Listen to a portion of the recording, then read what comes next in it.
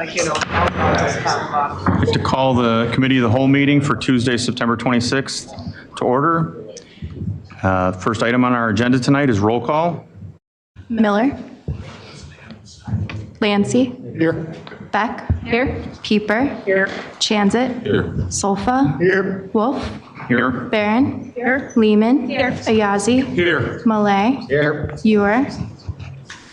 Surround. Here. Vogelsinger. We do expect Alderman Vogelsinger to sign in online. She's here. Oh, you got Just her. admit her. You want to call Vogelsinger again? Sarah, can you hear us? She's connecting to audio. She is here. Yep. Sarah, do you want to just test that we can hear you?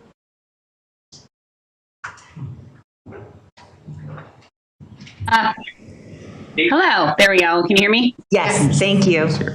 Thank you. Okay, thank you. So we have 12 of 14. All right, up to number 2 is a reminder to please speak directly into the microphone for BATV broadcast and recording. Also a reminder for tonight, we're going to try and keep this within the 10 o'clock hour here for a 3-hour meeting. When we do get to the discussions that we have listed for tonight or anything on any of the ordinances, resolutions that we have, I'd ask that if we have a lineup of people to come up and talk, if you've already heard what you want to say, and you do want to make sure that we hear everybody that's out there, if you've heard what's already been said, what you would like to say, so that we don't repeat it 10 times, come up, let us know your name so you're in the record, and then let us know that you agree with what was said before. Just to try to keep things moving along so we don't end up, stuck on one item for an hour or two. 3 minutes. Yep. All right, then we will move on to approval of the minutes for September 12th, 2023. Do you have anything to change on any of those? Or can I get a motion to approve? So moved. Motion by Solfa, second? Second. Okay, who was that? Malay, all right. And all those in favor? Aye. Aye. Okay, passes.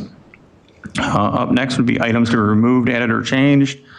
We do have a request to try to expedite tonight's meeting to remove item 7, and that'll be moved until October 24th. Get a motion for that change. Also moved. Second. Motion by Solfa and Malay, second by Malay. All those in favor? Aye. And we will move on to item number 5, which is matters from the public for items that are not on the agenda tonight. Do we have anybody in the audience or online? No. Okay. Great. Then we will move right into tonight's business. Item 6, ordinance 2345, annexing properties on Chillum Drive and Meadow Drive. Hello, Scott. Thank you. This is following up on our continued efforts to annex some of the unincorporated islands. We had sent letters to the 36 property owners that were in this area some time ago, and we received 10 petitions to annex, actually 11, but one was not contiguous. And then we did annex those earlier this year, the 10. And so this is the remaining surrounded properties on the Chillum Road and Meadow Drive areas. So this we did notice up this for a public meeting tonight. We did send certified notices to all the property owners to advise them of the meeting. So this again would close one of the donut holes on the east side of the community. Would be in Ward 6 if it does get annexed. This is just a reminder for both us on the council and everybody that's in the audience. Any of these that are annexed and don't have city water or electric or sewer, they would not be required to hook up until such time that the system that they have, whether it be septic or electric or water, fails. That's typically what we've done with these, so that, we're not trying to burden somebody with it, but we're trying to, put that out there that would be a requirement at some point. Yeah, and this one, I'm sorry, this one in this area is a little unusual because the Chillum Drive area generally does not have any utilities on it at all. So if in the future the property owners wanted to get water, sewer, electric, we'd have to talk about, extension of public utilities into that area. So even if it fails in this particular area, they probably could still continue to use their well and replace their well until utilities get extended into that area. Oh, real quick, just for the people who are here, can you just I know that you've done it for us before, but summarize again how this would change their lives, if at all. Yeah, I mean, the main thing that people probably are concerned about is what is the cost, obviously. We've estimated, based on annexations we've had in the past, that it's about a 4% increase in the property taxes. They lose the city, they gain the city property tax on their tax bill, and they lose the fire protection district. The city has a contract with the fire protection district, so we provide emergency services for the district. We pretty much grandfather anything that was legal under county zoning. So if you have chickens, if you had a shed that was in the wrong location, they're all grandfathered. We don't require to move them or relocate them or anything else, as long as you continue to use them and don't make substantive changes to them. If you picked up the shed and moved it somewhere else, then yeah, you'd have to comply with the new code requirements. But other than that, we haven't really taken any serious code enforcement efforts on any of these areas we've annexed, unless there was something that was significantly egregious. We had a house that was, been abandoned, basically, that we did have to take some efforts to make some corrections on in the past. But for the most part, once this is done, you generally don't hear from us again. One of the other benefits we found also is even with our new waste hauling contract, is that a lot of these folks have to have their own individual contracts with the trash haulers. We have found that a lot of them are actually raising their prices significantly on the single properties, because it's not cost effective for them to go from house to house, because you could have Groot on one, you could have Advanced Disposal on another one, and somebody else on another one. So because they're under our contract, then they would save, generally quite a bit of money, is what we've heard also. So that's a benefit.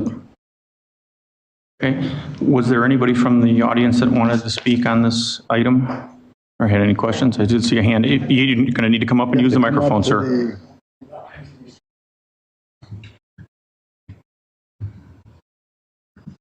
I'm Tom Richter. I live on Chilham Drive. So I just have a couple of odds and ends questions. Sure. So what you're saying here is, because we just basically had a new well pump put in. So I'm expecting this well pump is probably going to last for 10 to 15 years. But let's say, it's warranted for 10 years. Let's say it goes out in 5 years. It's still under warranty. What happens? Am I able to replace it? Yes. At this point, yes. As Scott just explained, we don't have service already in that area on that street, so we would not require you to hook up to city water. Okay. So, I was reading here about the garbage pickup. Mm-hmm. So would we required to use the garbage pickup that you have? Yes, you would become part of the city contract. Now, what if I don't have a garbage service? Like, my wife has a business, and we basically take our trash out to the dumpster in her business, so we don't have a garbage service, and I don't have to pay for a garbage service. Now, I would not have any garbage to put out, so am I still going to have to pay a garbage fee? It's similar to a utility, so everybody in the city pays part of the contract for them to pick up the Batavia garbage.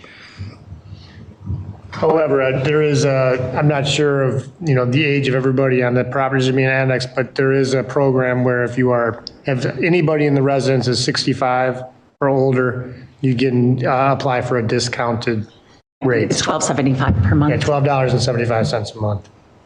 Garbage pickup. Right. Okay. So I guess I qualify.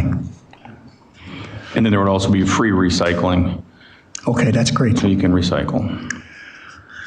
I'm hoping, what about, should I sell the property in the next couple of years? Because we are getting it, we're at retiree age, actually. What happens if we're annexed? Will the people moving in be able to use our septic and well, or? They'd be able to use the property as it is today. So they won't have to be charged, they won't have to connect to the city at that time? Okay. I think, and the buildings that I have, like I have a detached garage in the back that's used for cars and storage, and a little barn in the back, those are fine. It's not going to be any problem with us turning them over to other people who would buy the house. There's not be any charges or anything, surcharges for us. They would be grandfathered in as long as they're in the correct location according to the county ordinance now. That would still remain in effect. Okay, I think that pretty much covers it for me. Thank you. Thank you. Anybody else with any questions on this? Yeah, what is it? Another one.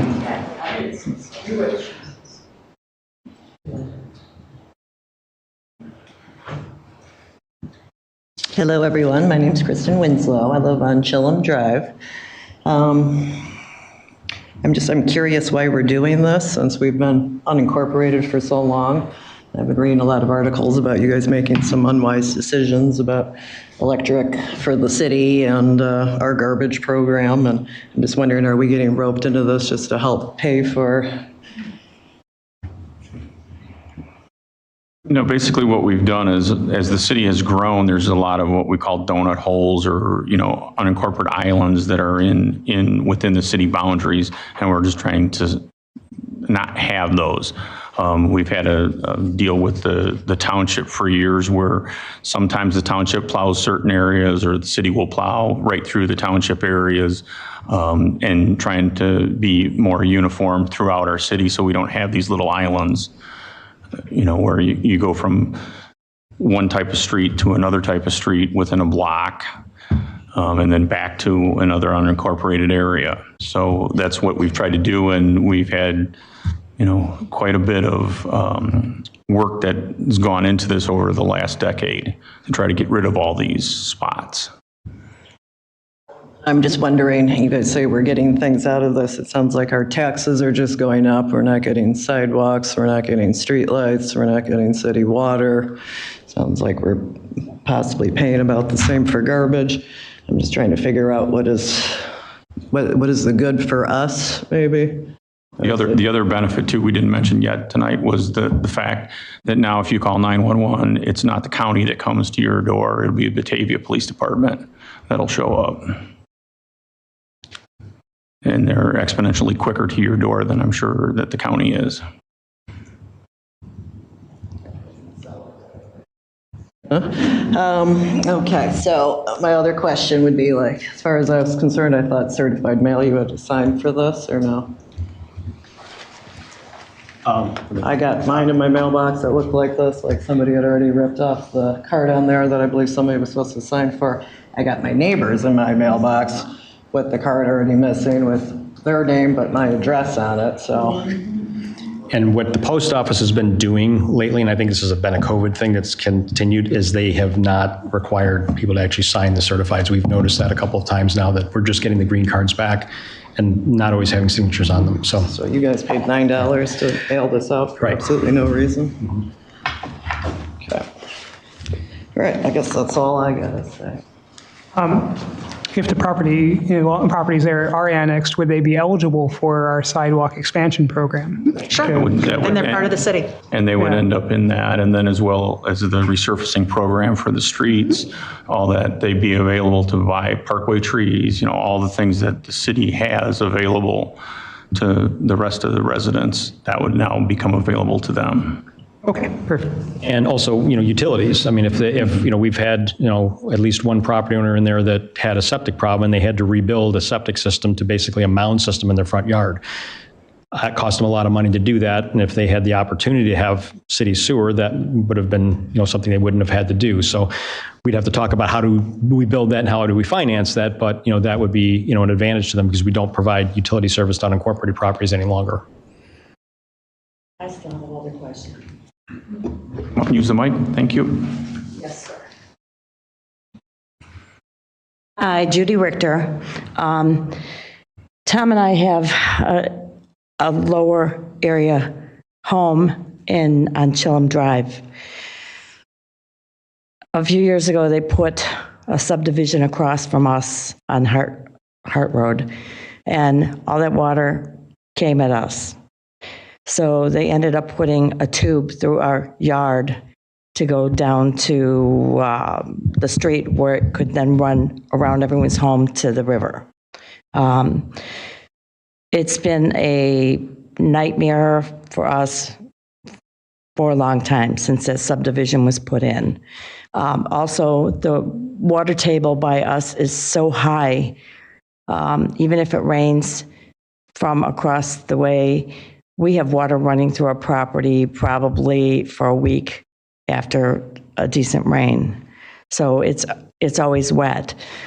On electric, we have ComEd, which has been a miracle worker for us. Our lines outside underground go all the time because it's so wet. We have emergencies all the time with power out or half the house goes out. And so 2 or 3 times they've already had to come out. They're so great. They put generators on our property. They know what we're going through all the time. And we're on such a high table, we'll flood in 3 or 4 hours. So we've been through it many times. And if we annex, is your company, your electric company, going to be able to provide for us so we're not sunk, ComEd literally? customer. You'll still be a ComEd customer. Okay, so they're not going to change us. Okay, so what utilities will change? None. For how long? Until such time as there is an agreement to bring our utilities to you. And that would maybe if that area sees some redevelopment. So it's not. Are we talking a year?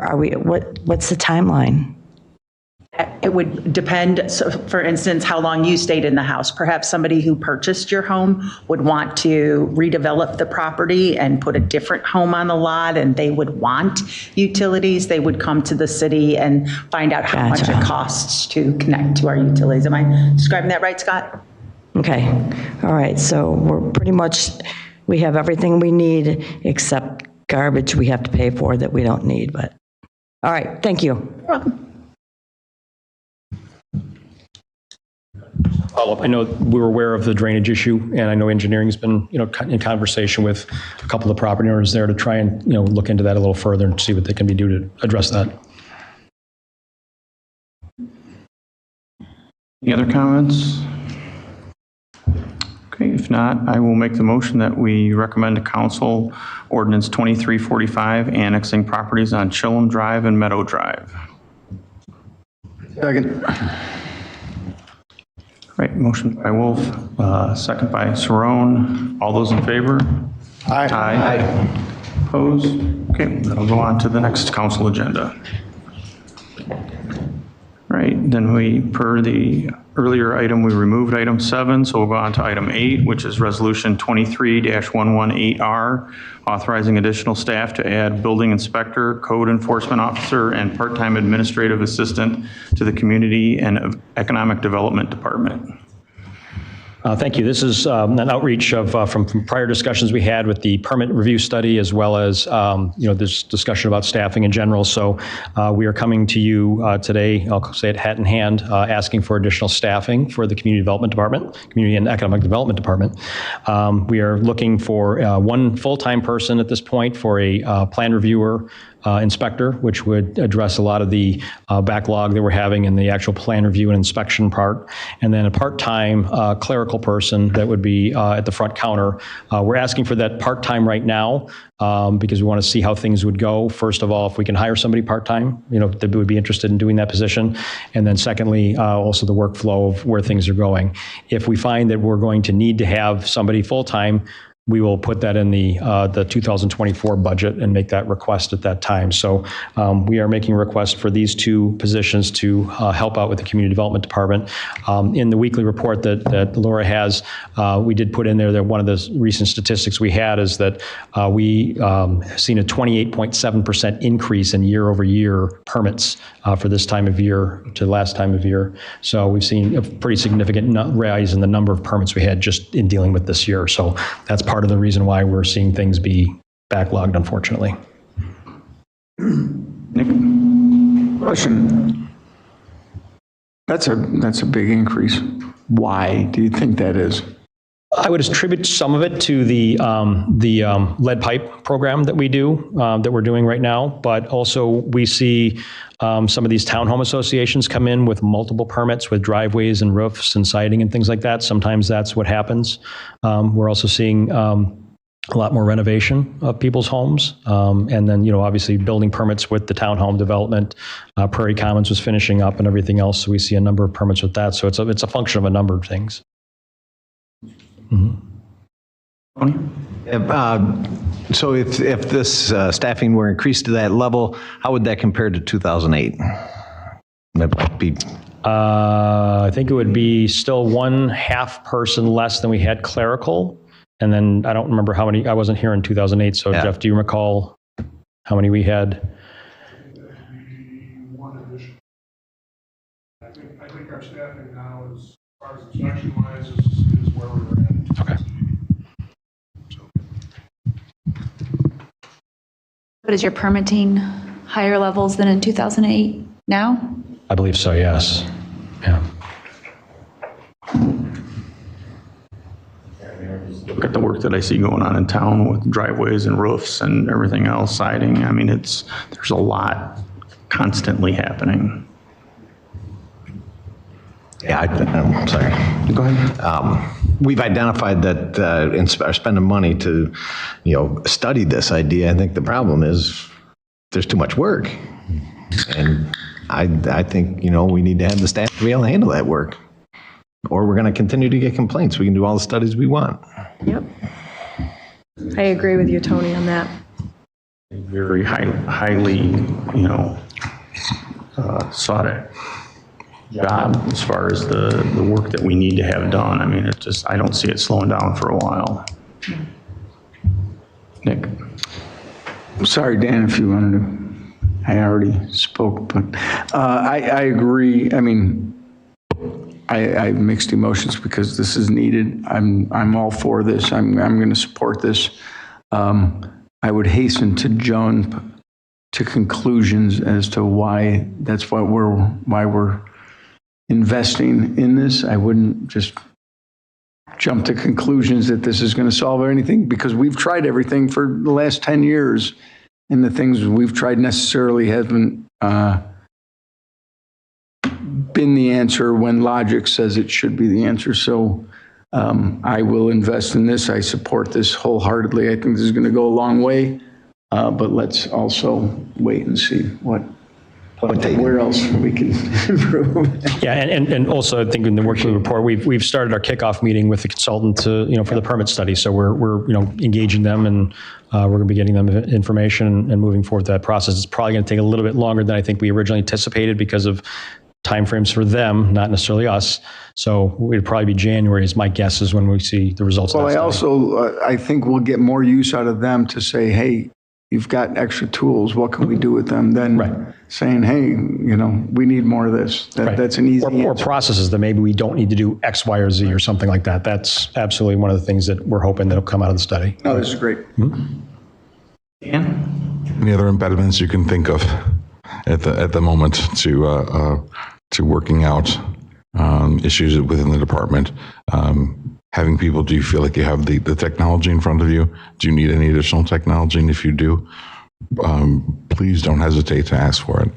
And I think, if I was introspective about myself, I think that council did set up an environment under which staff was less likely to ask for people resources because we were trying to hold the line. We know it's one of the most expensive things that we do is hiring people. So thank you for putting together a plan that includes people. And I hope that sends a message to the other departments. If there truly are processes that need people to do them, we need to hear about it. Thank you. Good.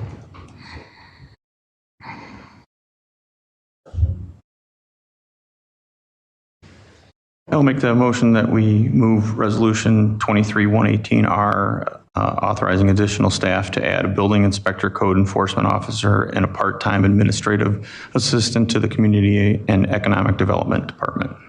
Second. Okay, motion by Wolf, second by Lancy. All those in favor? Aye. Opposed?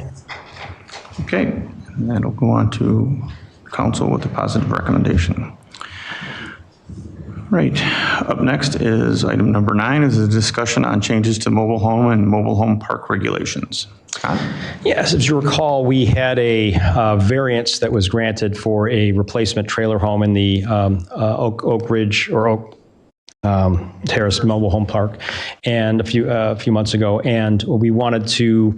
When we started looking at the code and what required, we looked at it and said, well, this is really outdated because it was back from the 1960s, and so we really needed to retool that the code for the municipal code as well as the zoning code. So we started looking at it and developed some changes that were we thought would help address the existing situation and not make it burdensome for them to replace existing mobile homes because they don't meet a lot of the things with setbacks and density and all those types of things that are in place right now. So we have drafted two changes. One would be to the municipal code, one would be to the zoning ordinance. We did not prepare this as an ordinance at this point because the zoning code changes need to go to the Plan Commission because it's a public hearing as part of a zoning ordinance change. But we felt that these were things that would help address the deficiencies in that park in particular. They just got back to me today. They have a couple of things that they'll want to change. They don't seem to be major things from my read of it, but we can certainly make those changes when we get in front of you next time with this. But you could see through. I don't know if you want me to read through all the different things, but we addressed a lot of things regarding setback, density of the development, other amenities that are not necessarily used in modern day trailer parks, like a laundry room and a open space that wasn't really applicable to a development like this. So we tried to eliminate some of those things and streamline it and make it a little bit easier for them and for us to address mobile home parks for the existing one, should we ever get one in the future. Have any questions on this?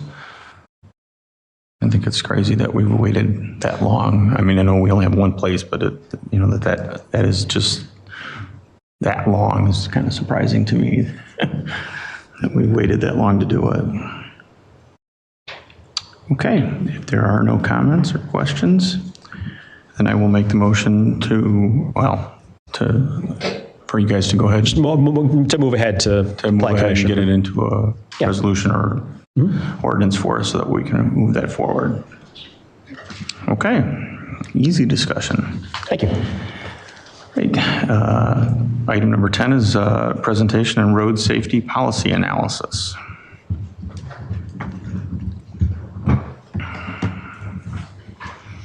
Hello, let me get it up. Where is it?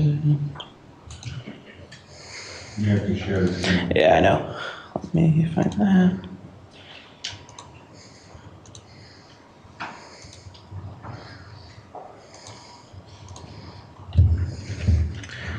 So this is the product of a couple of our public meetings that we held and some feedback we had received after some of our tragic accidents that happened throughout the months of, or through our spring months and into early summer. So as we all know, unfortunately, the city of Batavia has experienced several dangerous collisions involving cyclists and pedestrians, prompting the need to look into additional actions that could do things that make it better. We've taken a number of immediate actions, including speeding up the implementation of the road diet, requesting speed studies in school zones, repainting markings, and improving landscaping to remove blind spots. Community feedback also suggested additional programs such as increasing public education, citizen radar programs, and extending safety measures to residential streets. We're also including a strong component on our strategic plan about bike and pedestrian safety with the goal of trying to get to eventually zero pedestrian or bike fatalities and serious injuries. And this analysis really focuses on improving safety within our residential areas and examines the potential effectiveness of some of those options. So this analysis took a look at a couple pieces of data. We looked at our bike and pedestrian plan, which included a component of highlighting where we've had incidents in our city. It looked at specifically the timeline of 2016 to 2020. There were 24 pedestrian collisions, 21 bicycle collisions. 4 of those were serious pedestrian incidents and 3 were serious bicycle incidents. 2021, the city had an additional 6 collisions and 3 bicycle collisions. And we found the most common road for collisions was Wilson Street. I don't think that's really a huge surprise to anyone, given its use within our city. Other corridors that we knew had higher incidents of accidents were Route 31, Randall, McKee, Kirk, Main, and Pine. Data from IDOT was also examined and found that along these cut-through routes where people tend to get from one main street to another main street, tend to have a higher number of accidents and higher density of incidents. So there's a map we put together that show our data over the past couple of years from 2012 to 2020. These are all of our bike and pedestrian incidents. As you can see, it's highly concentrated in our downtown. This analysis does not focus on our downtown safety. That's an issue that we're going to have to take a more comprehensive look at, and we'll probably take a look at as part of our strategic plan. But really what we see is along corridors like Western, Wilson, Maine, McKee, Pine, Woodland Hills, kind of all these cut-through routes is where we tend to have the most accidents, and therefore there's an interest in mitigating those accidents that do happen and the seriousness of those. So this takes a look at a couple of policy options. One, maintain the status quo. That's where we start policy analysis, is if we do nothing, what are the results we get? That would look like city continues to make periodic changes. We add sidewalks. As we repair roads, reseal roads, redesign roads, we implement things that will make it better, bike lanes, sidewalks, et cetera. That's one option. Then there's the option to reduce all speed limits in residential areas. This would consist of reducing posted speed limits. That's what PSL stands for. In residential neighborhoods from 30 to 25, signs would be replaced and enforcement would continue as normal. Then we have reducing posted speed limits from 30 to 25 in selected areas. So this action consists of reducing posted speed limits in residential neighborhoods from 30 to 25 on selected segments of road. Those that are used as higher speed cut-throughs and thoroughfares, signs would be replaced and enforcement would continue as normal. And then institute a neighborhood speed watch program, which is where we would give citizens radar guns and allow them to monitor speeds of vehicles, report them back to our police department. Police would run plates and all that, and then get back to the resident saying, hey, you were found speeding, you really shouldn't do that. Here's the dangers of speeding and whatnot. And then we looked at a couple of different criteria. Really, it's a couple of points. One, how well does this plan minimize the number of pedestrian and bike incidents? The logic there is if there are fewer crashes, there are fewer opportunities for severe injury. And then we have an interest in mitigating this or minimizing the severity of our crashes that do happen. When crashes unfortunately do happen, we have a strong desire to minimize harm that does happen. Generally speaking, programs that are less expensive are preferable to projects that are more expensive. That's not exclusively the only factor that matters. But generally, if we can get a good result with less cost, that's generally preferable. We want things that generally are long-term and going to be durable, and then we want things that we can actually do. We are, as we are all well aware, there is a limit to what we can do on some of our roadways, Route 31, Kirk, et cetera. They're outside of our jurisdictions, so there's relatively little we can do on some of those roadways. So first things first with regard to the status quo is the factors that have led to our incidents have not generally been speed related. They're often due to things like distracted driving, drunk driving, et cetera. Because no action would be taken over time except for general engineering improvements, this wouldn't really reduce the number of accidents we have. If we do nothing, nothing really is going to improve there. There are substantial rule changes that are coming from the federal government with regard to car manufacturers that would mandate automatic emergency braking on all new cars. That rule does have a high likelihood of going into effect. And in fact, 95% of cars in model year 2021 have this technology. That means that up to, I think, 37 miles an hour, it is designed to fully prevent a head-on crash, a side crash. So if you're driving along a bike lane and a person swerves in or you swerve over, it's designed to stop your car. And the rule would require them to be effective at night as well. And that is expected to significantly reduce the number of accidents that do happen. Furthermore, because nothing really except for general engineering improvements, it's not expected to reduce the severity of accidents that do occur except for the adoption of wider automatic emergency braking. Doing nothing doesn't bring any costs with it. Again, it doesn't really have a ability to, it's durable and there's no regulatory changes required. Then we looked at reducing it in all residential areas. So there's a couple of factors here. Reducing posted speed limits is only effective if it actually leads to a reduction in the speed vehicles travel.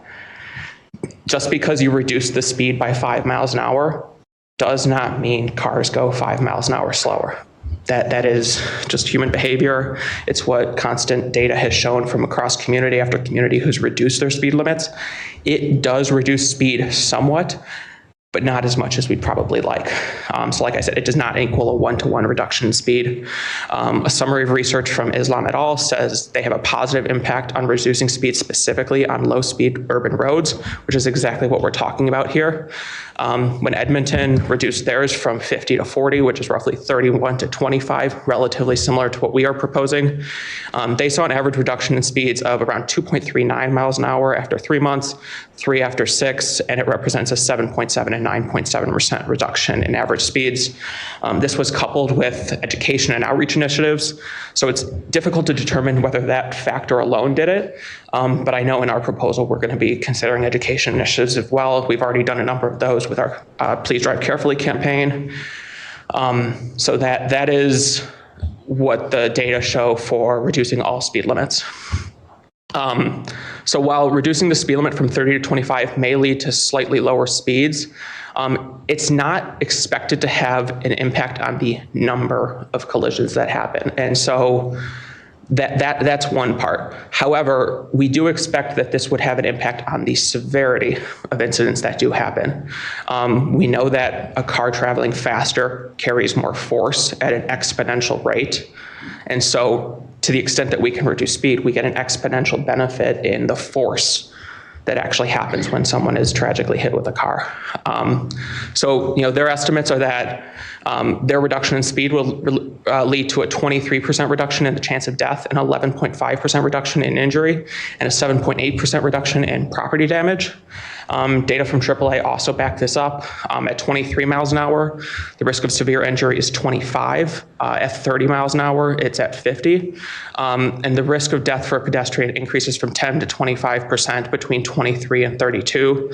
And with a truck, more weight, more mass, it carries more force at the same speed. And an impact is 25 miles an hour. An estimated 30% of pedestrians sustain AIS 4 or greater injury. That's essentially severe injury. And about 12% will tragically pass away. And nearly half of all pedestrians stuck at 30 sustain AIS 4 or greater injury, and 1 in 5 die. And ultimately, like I said, reducing speed limits does not affect the number of collisions that do occur, generally speaking. It will likely have a positive impact on the severity that do occur. Ultimately, the cost of so in order to reduce speed limits, the state requires us to first study the speed limits. And the cost of doing so is in many ways quite expensive.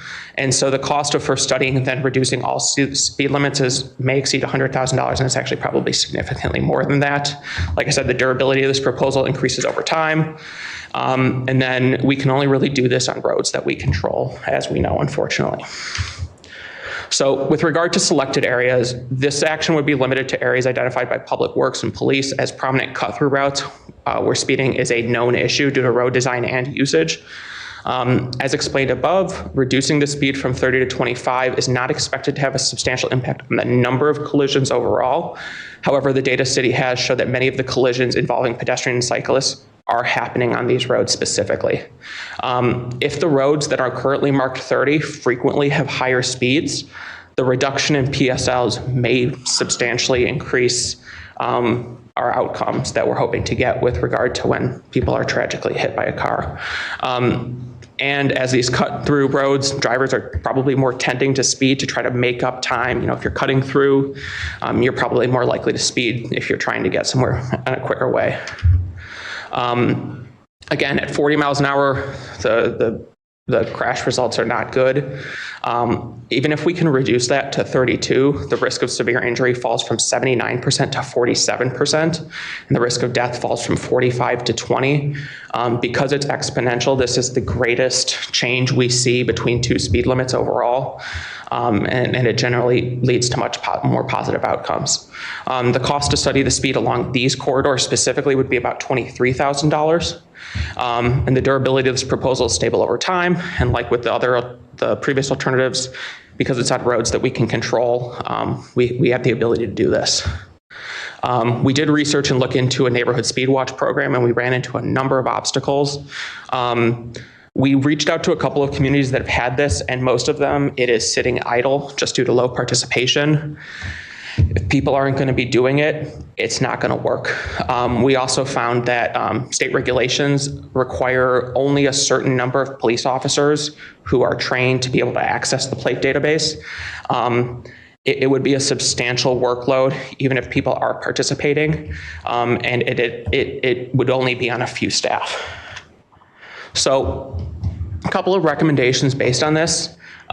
Generally, the data showed that the status quo meets most criteria. However, there are substantial elements from other alternatives that do have merit. One would be to continue to diligently implement the bike and pedestrian plan. This is an evidence-based, data-informed plan, worked with stakeholders, elected officials, the public. Those decisions and those actions are proven to increase safety for our bike and pedestrian users. Diverting any substantial funding toward different methods or different programs could instead be used to accelerate parts of the bike and pedestrian plan that we know are going to work and know are going to make positive improvements in our community. Two, this is what is the next item on the agenda. It would be to evaluate speeds along our cut-through routes. All of our data shows that almost all of our accidents that are happening within roads that we control are along these routes, these cut-through routes. Pine, Hart, Woodland Hills, McKee, Western, Wilson, on both sides of the river. Generally, if the data show that these routes tend to have higher speeds beyond our current 30-mile-an-hour speed limits, there is evidence suggesting that a drop to 25 could somewhat reduce speeds and therefore significantly improve collision outcomes along those corridors. We would test how effective it is by remeasuring after the change would be made to determine did speeds reduce, and if so, how much. That way we would actually know if did our action we take actually achieve what we were trying to achieve.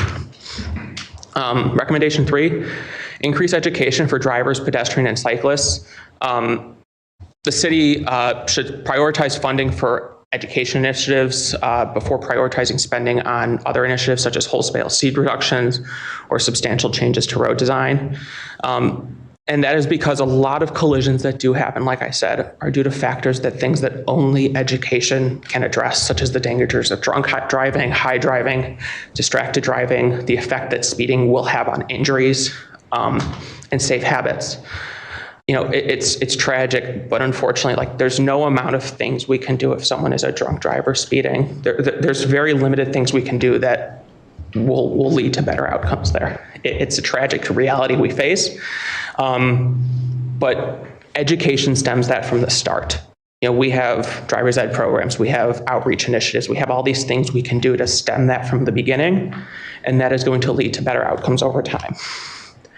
And then recommendation 4, I know we're going to continue to prioritize bike and pedestrians, or people who ride bikes and pedestrians, into our city decision making, and we'll be embedding pro-pedestrian and pro-biking policies within our engineering decisions, our planning decisions, and all of that.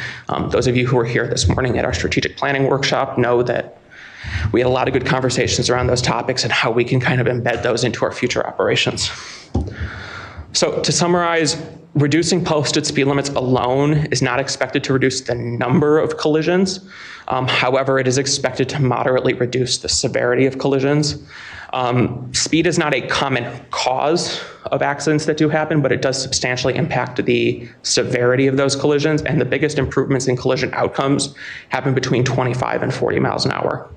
And so ultimately the best course of action that best meets the criteria we set forward, reducing the number of collisions, severity of collisions, et cetera, would be to diligently fund and implement the bike and pedestrian plan, to evaluate speeds along selected corridors to determine whether speed reductions could be helpful, increase the role and prominence of education initiatives, and prioritize pedestrian and bike safety and engineering and design decisions.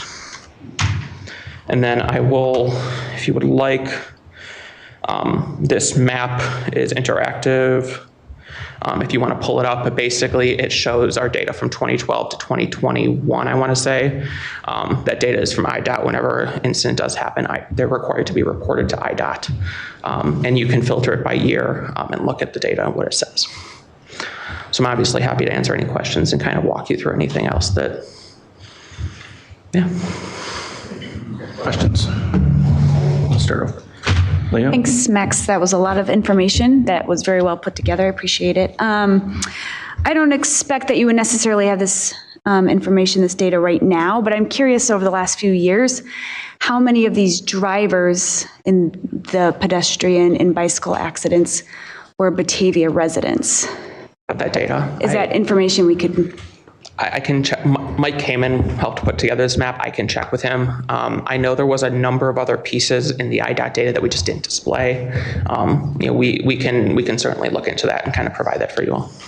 Because at the workshop today, a concern I had with the education piece alone is we can educate Batavians and educate within our schools and within our town, but a lot of these cut-through roads are being used from residents outside of Batavia, and so there's no amount of education when we have a town that is surrounded by many, many communities with people driving through. And so I know Abby thinks this, like in engineering decisions will have much greater impact in the long run than just education piece alone. And that's why we would be embedding this into all of our decision making. The thought is that within our neighborhoods, where it's mostly Batavians driving, those education initiatives will impact behaviors. Because, if you think about like a cul-de-sac, how many external drivers are going down that street compared to people who live in that town or live in that community? However, on these cut-through routes where it's a lot more trucks, external drivers, delivery trucks, where they're not from here perhaps, they're going to know there's a speed limit. And especially if they're commercial drivers or trucks, there's a lot at stake for them speeding. And so when we increase enforcement, we combine those factors. Interior of our neighborhoods, education is probably going to be the most effective thing.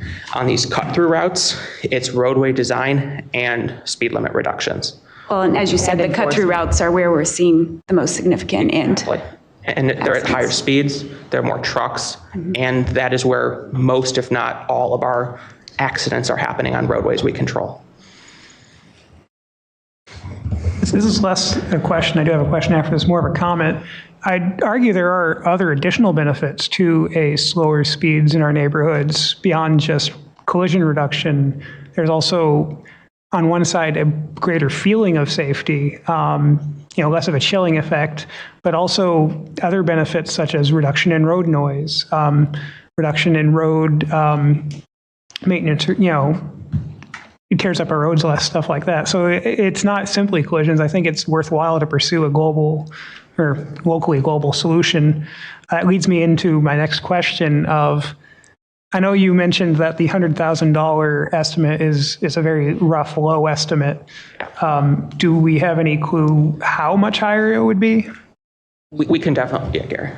I could take that question. It's actually on the next agenda item. So the list of cut-through streets that we're proposing to go forward with the traffic study, those are 23,000.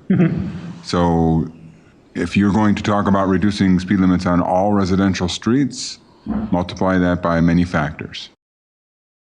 The reason I more ask is, if we go through this process twice, would it cost more than if we just did it all at once? I would imagine an engineering company will have, scale, economies of scale, but you're also asking for an engineering company to tie up staff probably for several months. So you're going to pay for that. Naturally.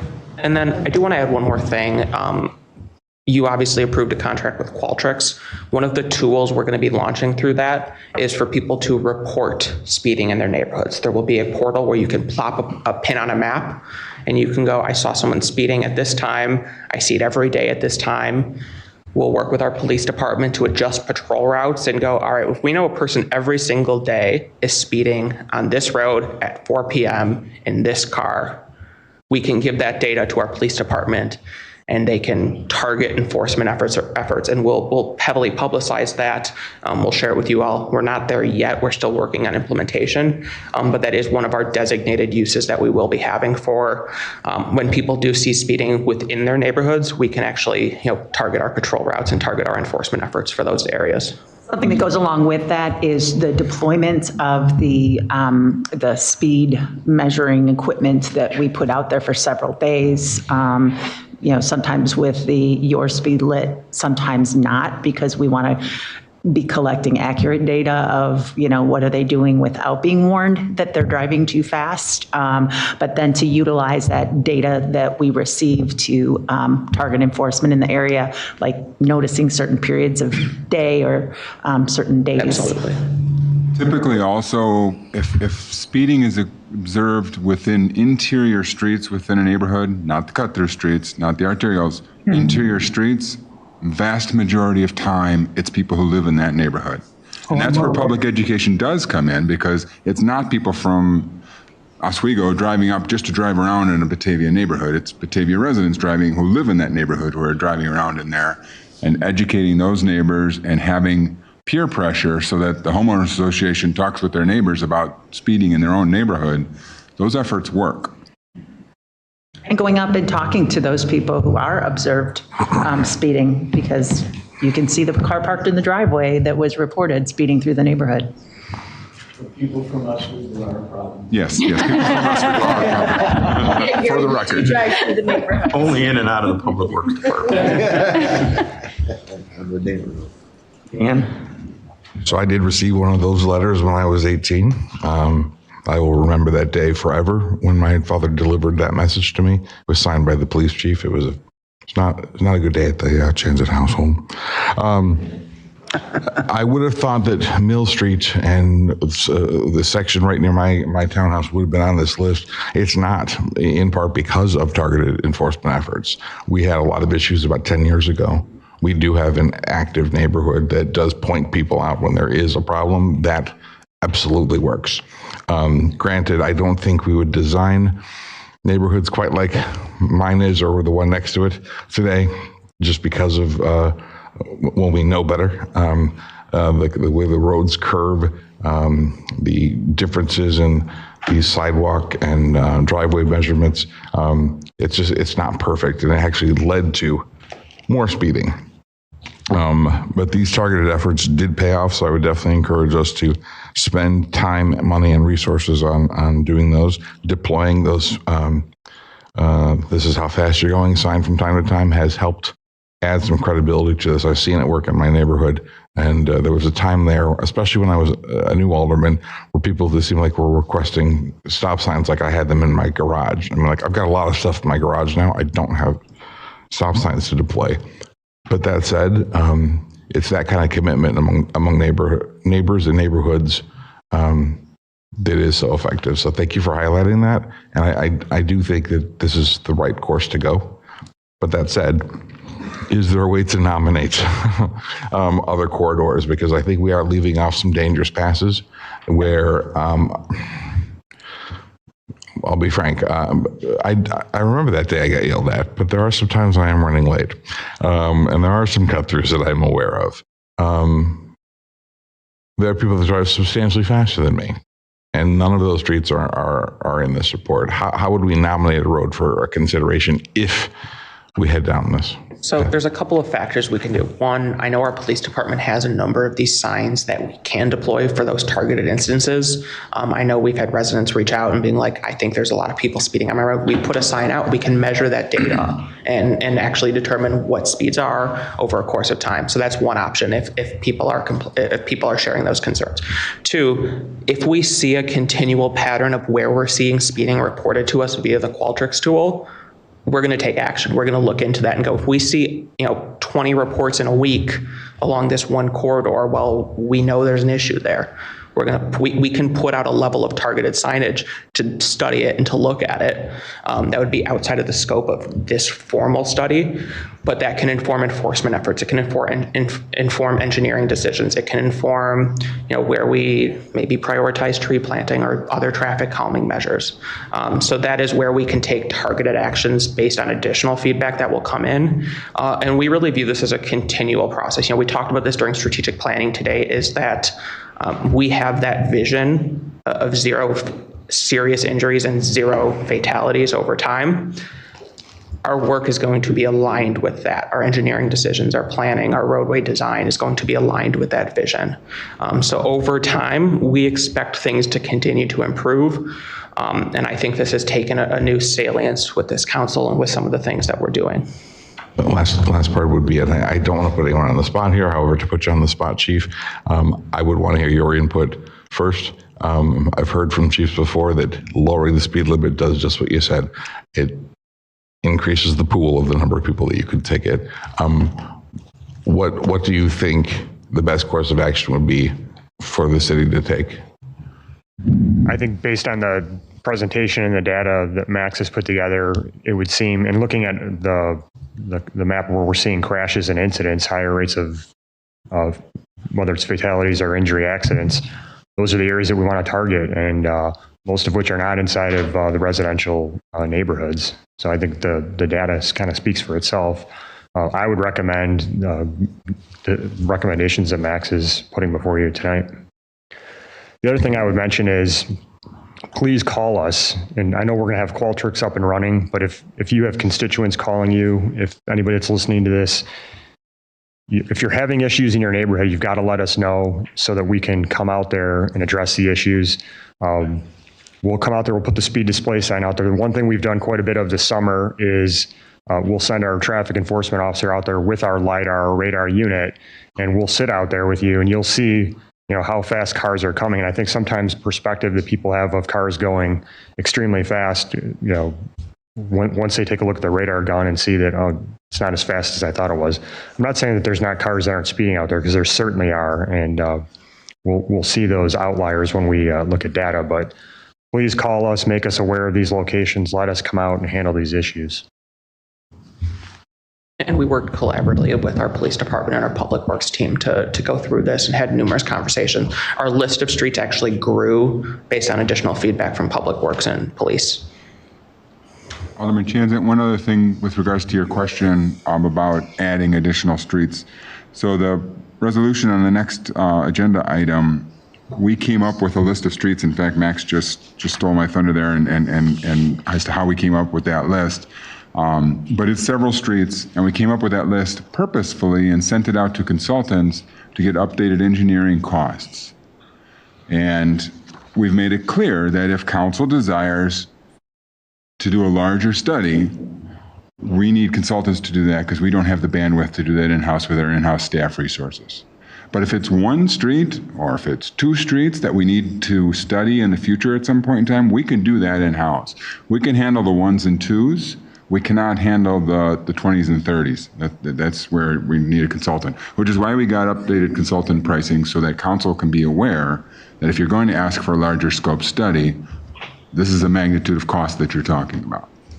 I want to be careful with unintended consequences here. I think that our hearts are in the right place. I don't know if we can afford to stop every speeder. We're not going to be able to do that. But this is a very good plan to get as many as we possibly can. Thank you. Really appreciate your presentation and all the information that you packed into that. And I just wanted to say that I would fully support the resolution that's coming up next to do the speed study. And then also fully acknowledging that that's a great step in the meantime until we put some money into our bike and pedestrian plan, that the reason people are speeding down these roads is a design issue, not an enforcement issue, not, an education issue. It's a design issue. And so those roads, we have to then couple that with, another round from HR Green to say, here are the traffic calming measures that will actually slow down traffic, that will actually make this more safe for bicyclists and pedestrians. And then hopefully we come up with some really great, we witness some really great improvements on these corridors, and then we can take them to the ones and twos and the streets that we just noticed, like, there is an issue here. We don't need a study to tell us, like, this is working here, let's just do it here. We don't have to spend $23,000 to study it. Let's just do it, see if it works. And if it does work, then we take it out. And I'm so excited that progress is being made, that we're doing something. And I'm excited to see the next round. And then that led me to a question, like, what will the process be looking forward in the bike and pedestrian plan in terms of making recommendations for traffic calming that's listed in the plan? And are we going to go out for consultants to look at these corridors or look at specific corridors? Is that going to come from staff? Is that going to come from council? What does that look like? I can take that question. Not only were recommendations made in the bike and pedestrian plan, but there's a number to the left of each one of the items that indicates in what year that is planned from a outlook of what the budget is. And the budget proposed in that plan is an additional $300,000 per year in order to accomplish $3 million worth of projects. And our consultants attempted to prioritize the projects, balancing the budget and what recommendations would have the most impact on pedestrian bicyclist safety. Are there neighboring municipalities that have effectively reduced speed limits? We did not necessarily look into specific neighboring municipalities. We looked at more peer review studies of communities that did this, that had the measurements. So we looked at that study from Edmonton where they reduced it from roughly 31 to 25, and they had really good data about the results. There were a number of studies within the references that we used to kind of guide our decision making here. So we looked at where those actions had been done and where there was rigorous data evidence, what worked, what didn't work. And so that's really where we focused our efforts, was on those sorts of data pieces and studies. So in the memo, it said that per state, we have to have the speed studies. Is that on all of our streets that we have to do that? Right. Yeah, that's the next resolution memo. And so, Oswego resident here, I mean, our town has a lower speed limit. Don't know how they did it. We had this discussion 10 years ago because we found out the same thing 10 years ago. State law says that in order to lower speed limit on residential streets, you have to have an engineering study to support it. Whether their village board just decided to lower speed limits, that was a village board decision.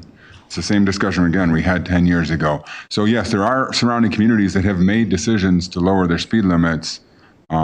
Staff is not going to recommend going against state law, but policy-wise, City Council could say, we're going to lower our speed limits. And the downsides from potentially doing that is tickets we would write if someone was speeding and we reduced it without going through that engineering study.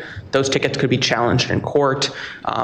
People would have a legal argument to say, well, you didn't follow state law, and those tickets become essentially null and void. And I don't think we really want that result. So just so I understand, if we wanted to make policy that all of our residential streets were going to go to 25 miles per hour, we would have to do an engineering study on every single street in Batavia? Roadway segment, yeah. Yeah, that's bananas. Can we go to IDOT or the state of Illinois and say, we cannot afford to do engineering studies on every single street in Batavia, but we need to make a policy change? And it's your representatives and senators. Yep. Okay. Well, I think we have direction. I think you'd have more luck going through your state level elected officials, because That's what I meant. Yeah, IDOT sorry. policy is IDOT policy. So us talking at a staff level to a staff member who says our policy is this doesn't make changes at IDOT. But when you guys work through the other elected officials, that's where change can get made. It's going down that road. This is great because Gary brought up a good point. Half of this is just about sending a message, right? Communicating what we want. Whether they have a challenge at court or not doesn't really affect us. We're not looking, I don't even think we collect that much. If a ticket goes to court, we don't get much of that, do we? I don't know what the percentage. Right, it's lower than if you have a red light camera or something, but why go through the process? I mean, if this is a marketing ploy, let's call it what it is and say, let's change it to 25 and make it a marketing ploy. And not, maybe ask for forgiveness instead of permission. I don't know, but that cost is going to be prohibitive. We're not going to do it. I mean, at that cost for every, but we could still do it and get the message out of what we're trying to accomplish. So we got to, I mean, that's a different discussion, and I'm not saying that's what I back or whatnot, but it's a different discussion, and I think it's worth having that discussion. I think another issue on cost, and Gary, maybe you could talk about this, is that if the law is that if it's unmarked in a residential area, it is 30 miles per hour. So we don't have a lot of 30 mile per hour signs out there. But if we were to decide that the speed limit is lower in those neighborhoods, what would be our obligation to post a lower speed limit than the state speed limit? I haven't thought much about that, because you're right that the state law, unposted, state law, 30 miles an hour. So if we make a special speed limit that is not following state law, it has to be posted. Now, I know Oswego's gotten away with community-wide, residential streets, this, and those, that, again, 10 years ago, we found out that those signs aren't worth the lettering that they're written on. As far as enforcement goes, again, it's a different thing as a policy matter of if we're just putting up, a facade. Yeah, that gives me the thought. Sorry. Well, no, I was just going to back up. You take Fabian East and you go into West Chicago. You cross Roosevelt Road, there's a sign. Unless posted, every street in West Chicago is 25 miles per hour. Now, I guarantee they didn't pay $23,000 per corner to do that. But the message was sent. So, I mean, that is a whole different policy. I know you want to jump on this. I'll keep this short. I'll keep us here till 10. It'll take 20 seconds on Facebook to let everyone know the emperor's not wearing clothes. If this is not an enforceable law, we're wasting our time. If we want to do a marketing campaign that says we're not tolerating speeders anymore, and we want to say it's 25, sure, let's do that. And I do think that there are a lot of people who would slow down because we are marketing that idea. We believe this, and everyone in this room does believe this is a good idea, but knowing full well that it's not enforceable, we're only going to lose a couple, 2-3 miles per hour off of this, and that's in the first few months. We might get another mile an hour off of this. That's not a solution to getting the person who's sending a text message at the stoplight or the root problems here. It feels like we'd be passing a law because we feel good passing a law. I feel like we're better than that. I hate to draw a line in the sand like that because I'm on your side. I mean, I'm on your side on this one. I just feel like we can do better somehow. I don't know what the answer is to that. I will say this should be a start, but not the finish, by all means. It's not going to be. Well, I like the recommendations. I agree with the chief to start following these recommendations. The whole thing about putting some sham 25 mile an hour thing is pointless and worthless and a waste of money. Education can do the trick. I live on Woodland Hills Road, which is one of those roads that was considered one of the cut-throughs. Well, I can tell you that if we didn't have racing stripes on that road and had curbs instead, that would be helpful, more than a sign that says 25 instead of 30. Just pointing that out, but that was decided, that was design, and that was decided before I was here. And anyway, I just don't see, so I sit there at the corner, I'm the guy, pointing his fist at the clouds, slow down. Sometimes people are racing through, they come in, the stop sign's right up the road, I don't know where they're going. But making a sign say 25 versus 30 is not going to change anything about the people turning right or turning left, depending upon which way you're coming from on Wilson, onto Woodland, and then putting your foot on the gas to go to the stop sign. So any discussion about some type of sham 25 mile an hour thing, I am big thumbs down on. And that's where we know the biggest factor in speed on a road is the design of the road. That is the single biggest factor that impacts how fast people will go. You design a road to go fast, people are going to go fast. You design a road to go slow, people are going to go slow. That's also the hardest thing to change, right? Exactly. And that's why, with regard to strategic planning, with regard to what I said earlier, one of our recommendations is we're going to be embedding that into future engineering decisions as roads come up for repair, as they get resealed, as we repaint the stripes, because you tore up the road, you have to repaint the stripes. What does that look like? What opportunities exist? We don't know all the answers right now, but that is something that I know Gary's team is going to continue to look into and contemplate as we move forward with regard to roadway design. Yeah, I would just say, yeah, thank you, Max. That was awesome. Thanks for putting it together. I mean, really, I just try and think to myself, obviously I'm a guy out there all the time on the roads and I'm bustling around. And, for me, it's always been word of mouth, right? Everyone knows the towns that are speed traps, right?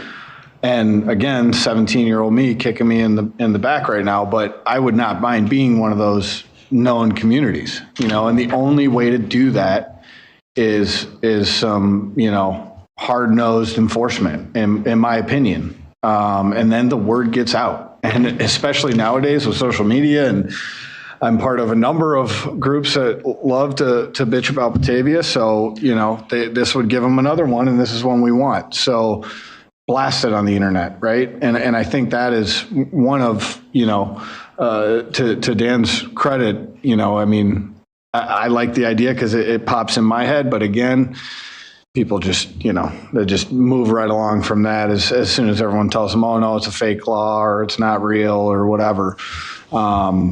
If people are getting pulled over and they see it, look at 31. When we just stacked 31, I went up and down there numerous times. I avoid that street like the plague right now, but I went up and down at that point in time and the police were definitely present. It was known, that was kind of a speed corridor. So, the more of those they have, same incident with the stop sign right by my house. It's a 3-way stop and people blast right through it on Redan all day long. And I let the chief know they were out there enforcing, and guess what? There's a lot more people stopping at that stop sign now. So, enough people start getting tickets and talking to their neighbors, it's, that's when, and plus that addresses what the chief said too, which I totally agree with.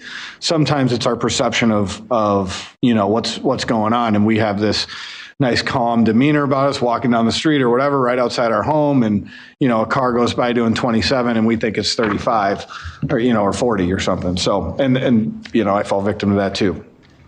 But that's my 2 cents. Thank you.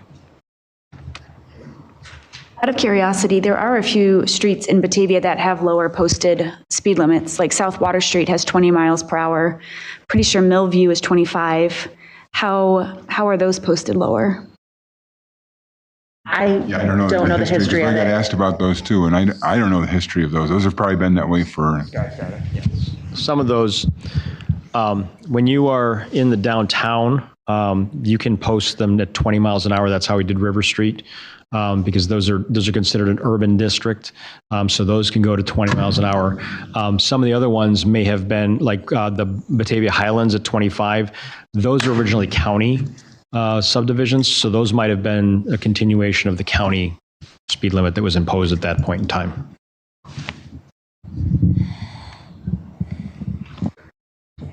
Also, maybe worth asking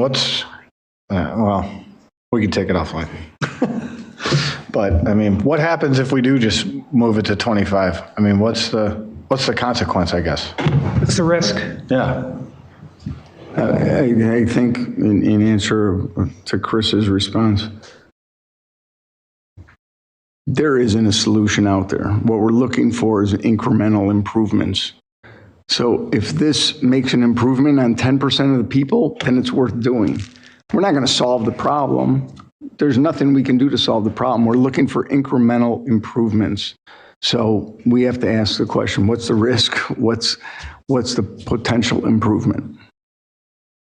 I guess what I'll interject into this is I think that there is a possibility that we go to the legislature, that we go to the state and say, we need to do this.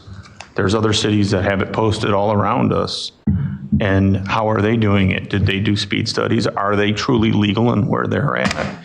And then if that's true, then we lean, all 14 of us have to lean, or 15 of us have to lean on IDOT and on the state and get them to allow us to change this when we see it's necessary.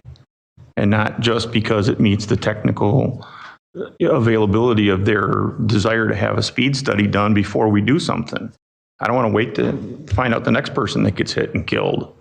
You know, I don't think that's something any of us want to do. So, you know, I thought a lot about, you know, we're going to do a road diet on 31. I think we're going to get that done, and we're going to be proud of that, and that's going to be a helpful thing. But I also think we got to reduce the speed on it. I mean, I drive a lot, and I will admit I drive a little fast. There are places to do that. If you really desire that, you don't do it in downtown. You don't do it on 31. And when I sit down and I look at the emails we get from the police department, and I see somebody got 1:15 in the afternoon, got 78 mile an hour ticket on 31, 3 blocks from my house, that's a little alarming to think that that's the reality of what people think they can do. And again, when you know you can't do it in certain places, it's going to carry over, and you know the option for people to do that is going to get a lot less if they think they're going to get pulled over every time they do it. And I definitely think that design and, you know, the way we have things marked out in our town are a big part of that. And I think it's changed. I think the times that I've seen groups of kids or bicyclists and stuff on the streets that we have the sharrows on, or that we have a bike lane on, I think we're making progress. And I really want to see us continue that. And I think if there's an option or availability of us to legally do the 25 mile an hour speed limit, I say we jump at it. You know, and if that means every one of us has to get on the phone and talk to somebody downstate, then that's what we need to do. And if that means we use every connection the mayor has throughout the state and we try to get this done, that's what we need to do. And if we're the first one that gets to do it and do it legally, let's be that first one.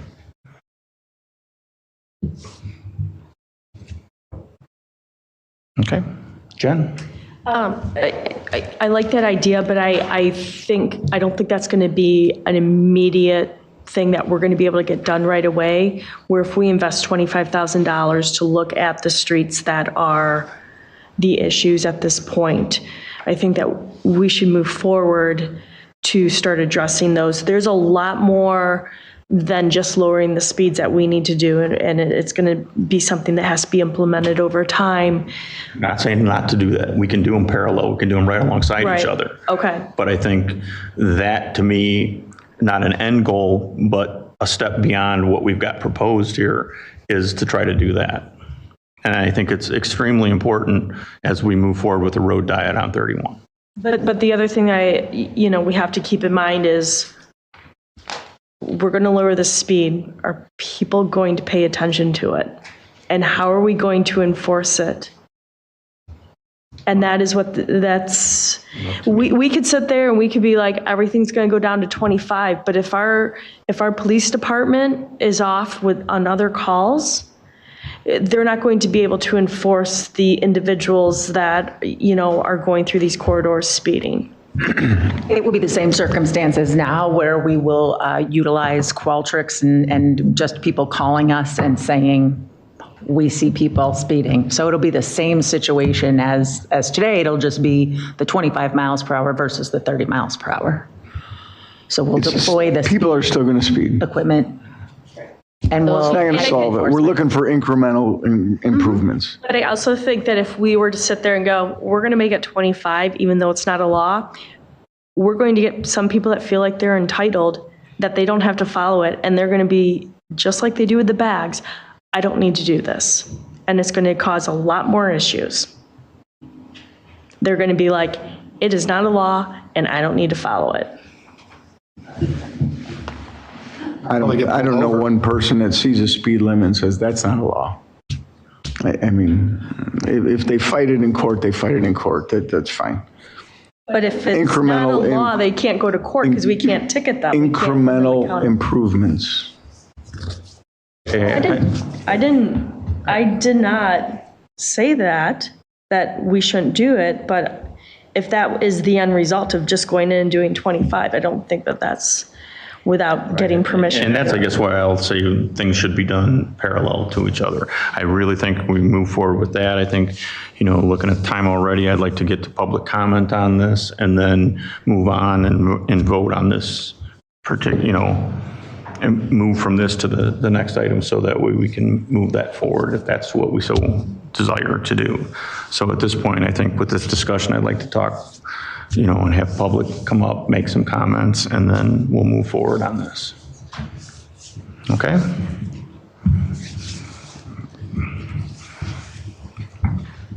Welcome. I know you've been waiting back there to come up. Danetta McGrath, 407 Elm Street. I'm so conflicted. I got to tell you, I have my notes, but after listening to the discussion, my blood pressure, I'm sure I should look at it. But I don't know where to go with this, guys. I really don't. I spent 3.5 hours Saturday at farmer's market. So if you want to know the people that want this 25 miles an hour on their streets, residential streets, because we're not talking, Jennifer, about every street in Batavia. We're talking about residential streets right now. There's 235 signatures. And it's from all of you guys. I mean, this is all over Batavia. 98% of the people that I asked if they were interested in signing this, signed it. They were interested.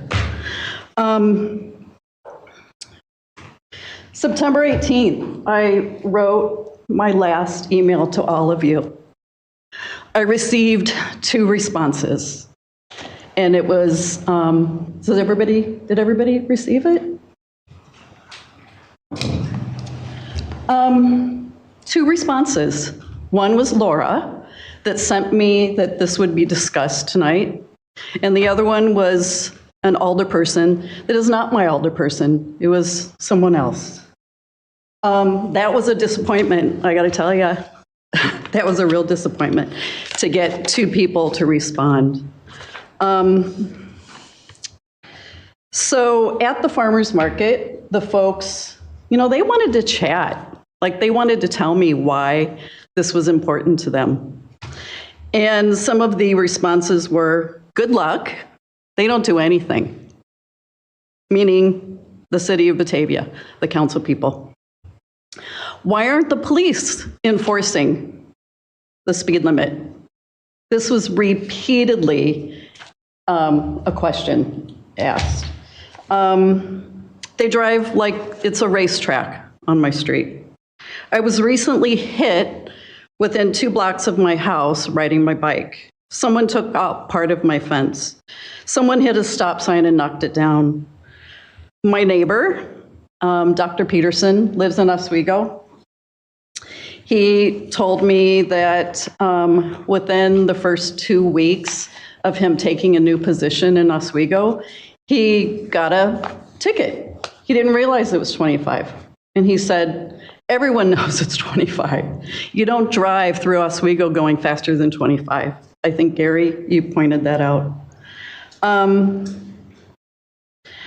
I truly do believe that the citizens of Batavia would appreciate your consideration.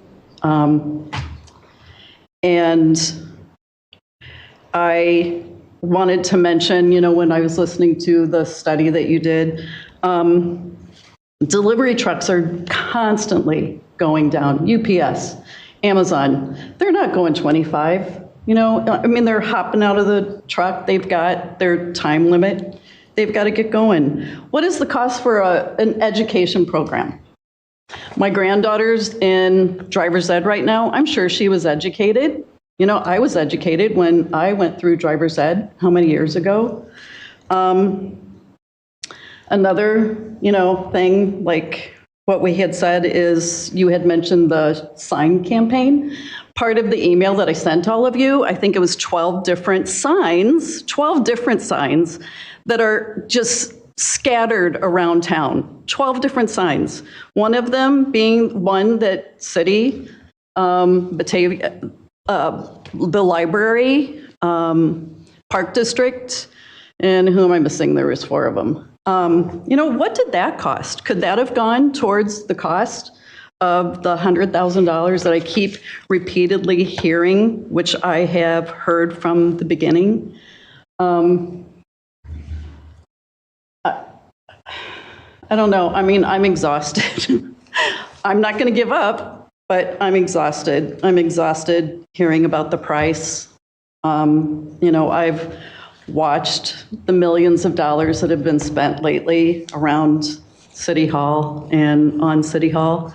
Maybe part of that could have gone to this, this study. So thank you. The other thing that I really kind of my biggest takeaway from being at the farmers market was, has the council ever considered just popping up a tent at the farmers market and going and talking to your constituents and just listening to what they have to say? Because I almost felt like I was an alderperson, to be honest with you. Just, they were asking me, who's doing this? Why are you doing it? Wow, thank you. Thank you for doing this. Because they have a lot to say. They really do. They have a lot to say. And they're really concerned about the safety in Batavia. So thanks for your time. Thank you.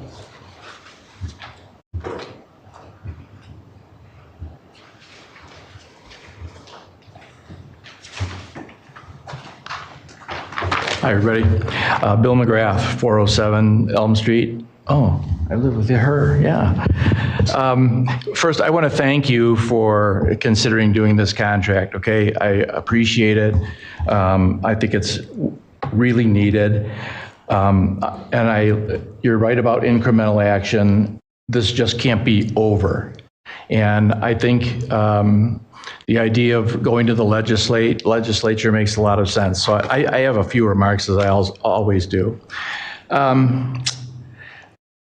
What I'm really here for is to ask that the mayor or the city council consider appointing an actual speed and traffic policy committee like some other cities have, because I haven't heard any citizens been a part of the formulation of this policy. And I think that some citizens could really help the staff who's overworked, the police who's overworked. I think there's a lot of citizens who could help. So, for example, I know when we had the speed study done on our street, they put up the radar sign, your speed is. Well, the data coming out of that to me is worthless because there's a sign there that tells them that they're speeding, and everybody knows that just the existence of those radar signs slows everybody down. So it's like, it should be like an invisible kind of counter so that you see what's really going on day in and day out. I think citizens could help with those things. We were also told that there's and I don't know who brought up the state, but you're absolutely right. The state statute says that whatever the head of the Illinois Department of Transportation says as policy, that's what dictates the speed. And they deal with something called the 85th percentile. The 85th percentile rule isn't honored by all states. There are other safety and speed ways to other ways to analyze the situation. The 85 percentile rule was developed in the 1940s. It was developed by studies on rural 2-lane roads without residents on them. That's where it goes back to. So as far as I'm concerned, the idea of you guys, well, let me hop this for 1 second. Here are our neighbors who have 25 miles an hour. Sycamore, Oswego, Naperville, Wheaton, West Chicago, Aurora, North Aurora, and Geneva. And I don't know whether they're trying to sneak something under the carpet or not, but just in the last 2 days, I FOIA'd all of them, and I'm asking them for their studies and how they did it. And if they didn't do it right, then I hope to hell we know there's a dozen in total.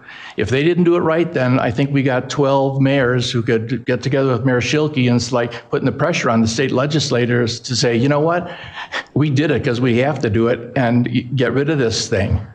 I also think the citizens could help because the statute doesn't just say a speed study, it says other safety studies as well. So I think there's some room. So I'm asking you to consider having a commission that reports back. It's been done in other cities, and maybe we can find a way to go forward. I think it should have a representative from every ward. I think that commission should have some staff support, but I think actually the commission can support the staff.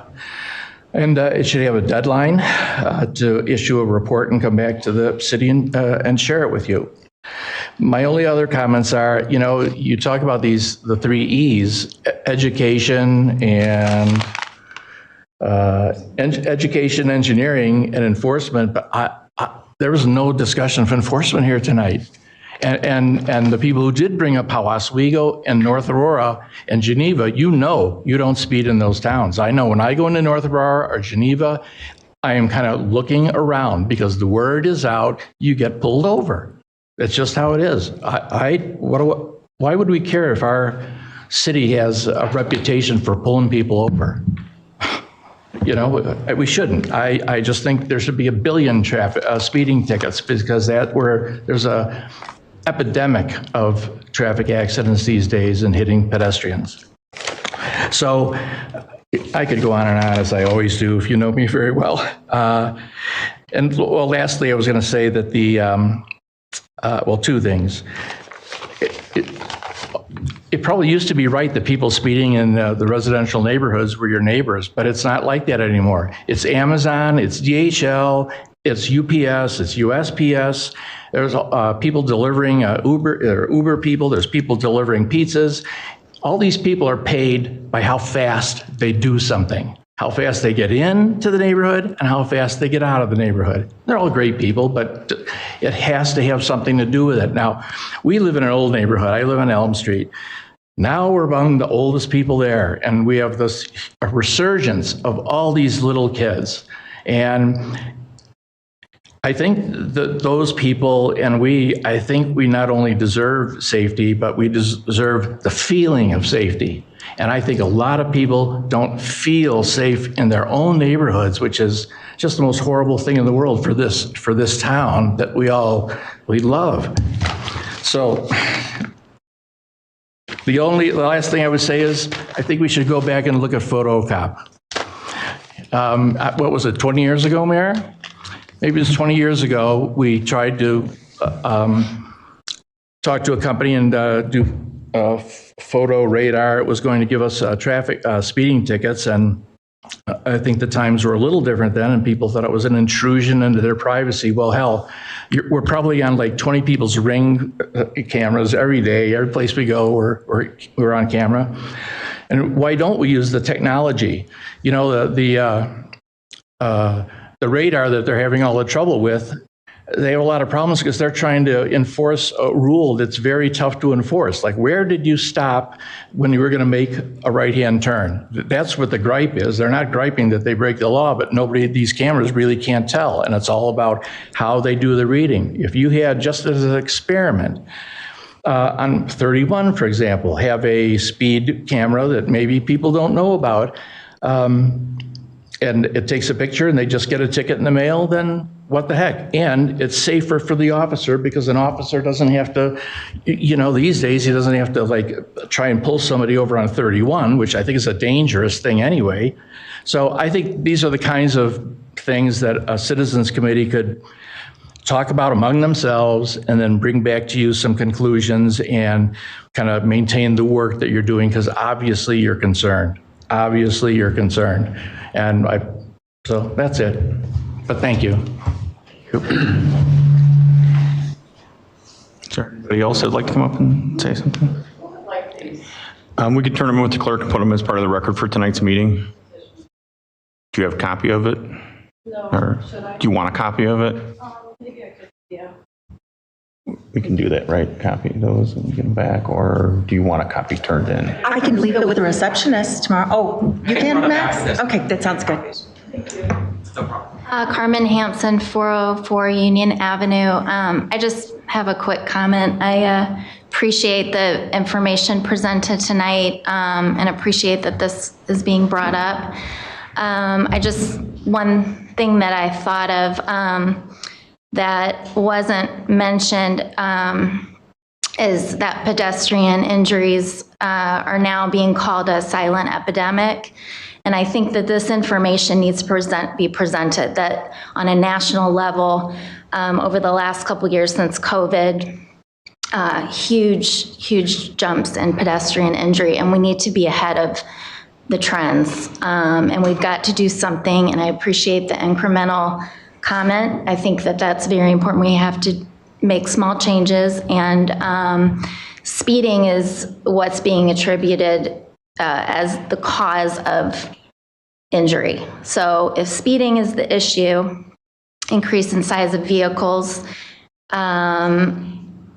are the big things that the federal highway is saying is contributing to these injuries. So we can't control people's vehicles, obviously, but we can control the speed. Thank you. Anyone else?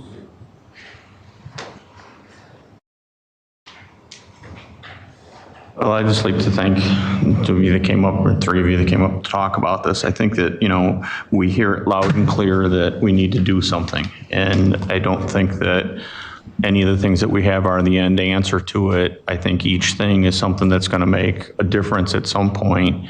And on different streets, it's going to be different things that actually really, truly make a difference. The biggest thing, I think, is that we do get as much of the public involved as we can, just to be aware of the options that they have, how to contact the city, how to contact the police department, so that they can say, yeah, I see, these three people every day that go through my neighborhood, and they're always, who's in the front of the pack. And, I think that that's important, because then it does help us try to target those areas and try to find out, what we can do enforcement-wise, or what we can do design-wise or speed limit-wise, so that way we can try to make a difference. I think the biggest thing to me, and I'll say from personal experience, because I drive probably on a normal day 10 cars a day in different areas of town, the distracted driving that I see is unbelievable, especially early in the morning. Whether it's Wilson Street or McKee Street, I would say at least twice a day I see somebody just blow straight through a stop sign like it wasn't even there. And the scary thing is, most of the time I know who they are, whether it's a work truck or whether it's a car that I recognize. It is amazing to me, the distracted drivers. I just saw something today. It's a new thing that's on Amazon. It's the holder for your phone, so you can stick it on the steering wheel over the airbag, so you can eat the phone when it goes off. It just amazes me that that's a thing now, that, we have to be able to see our phones, so clearly that we want to stick it on the steering wheel. And it says it's like a bestseller, like 15,000 in a day. And I thought to myself, that is one of the stupidest things I've ever seen. And if you see the damage that an airbag can do to somebody's face that has glasses on or something, think about when the phone flies up and hits you in the face. So, I think education is a big thing. I think that all the things we've talked about tonight are something that we have to just keep the pressure on and keep it going. And I would really like to know what Bill gets back on the FOIA requests, on how those went, because if none of those had the speed studies done, then I think we have a lot more ammunition to take downstate with us. And not only do the streets we've picked out in this next study, but also to do the rest of the city. Abby? I wanted to second what Bill said about having a committee formed. I don't remember the title you gave it, Bill. I'm sorry. Traffic Safety Study Committee, represented by aldermen and folks from the public, to continue to monitor this. I think that I'd almost like to be like a subcommittee of the bike commission, or I think it's something we should do, because I think it would be good to have some help with this and have other perspectives on, what's important to the residents in each, quadrant of town, because I think there are different issues in different places. There are a lot more reasons to cut through one corner of town than another, when you're trying to get around a traffic accident that's at 31 and Wilson, or, the other issues that we have. So I definitely think that that would be something that we should look at and, just add another resource to what we can use to try to combat this problem. Can I propose that we put on a future committee of the whole a discussion about what that commission, what it's structured, what it looks like, who the participants are, just in the interest of, I know there's people here tonight to talk on other topics. Yeah. I think that would be a good idea. I think that's something that we should do. You want to come up and use the mic? Sure. But I totally forgot that there were several people that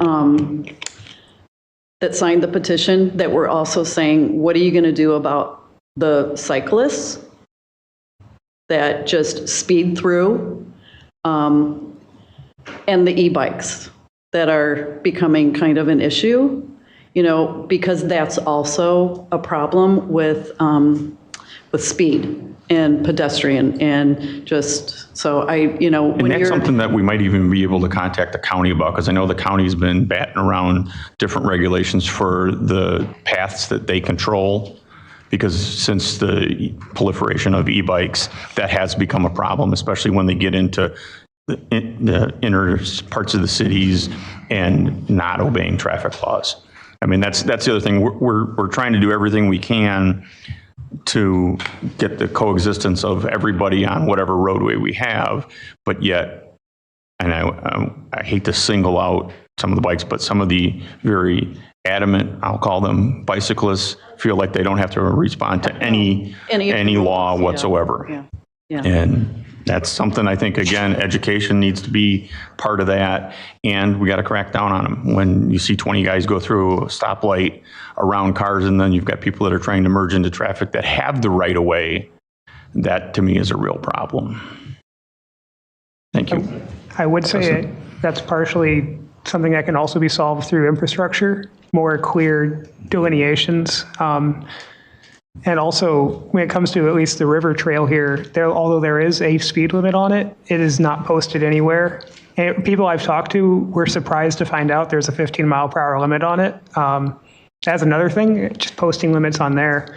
I've been tempted to just put up a laminated piece of paper on some of the community boards around there just as a stopgap, and I ride an e-bike. I regularly get passed by analog bicycles all the time. So e-bikes, I think, are the most visible recent trend, but it's been all over the place, I think, even before that. So. Ian, did you have I do. I heard two policy issues that are unspoken, uncodified things that this council and previous councils have touched on, but we haven't actually really addressed. It was 1991 was photocop. I remember I wrote a story about it for The Spectator when I was in high school. If I recall, at the time, panned by the city.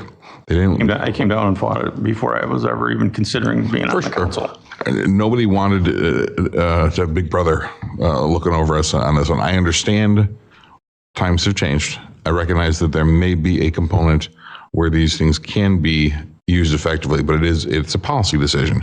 Another policy decision. We had decided previously on several occasions not to add officers who were writing tickets merely to pay for themselves. We didn't want to be known as a town that was writing tickets as a profit center. We were looking to do this as enforcement, and we ultimately decided as a group that writing tickets, we could not write our way out of this problem. That is part of the education portion of this, I suppose, but those are two very serious policy issues that we do need to discuss. There are unintended consequences of both of those. With the photocop stuff, I got a red light camera ticket in West Chicago for one of those right-hand turns, the one that is clearly a moneymaker. I called the police chief, I called the mayor. In 2 towns I've received them and said, this is the $100 you're getting from me.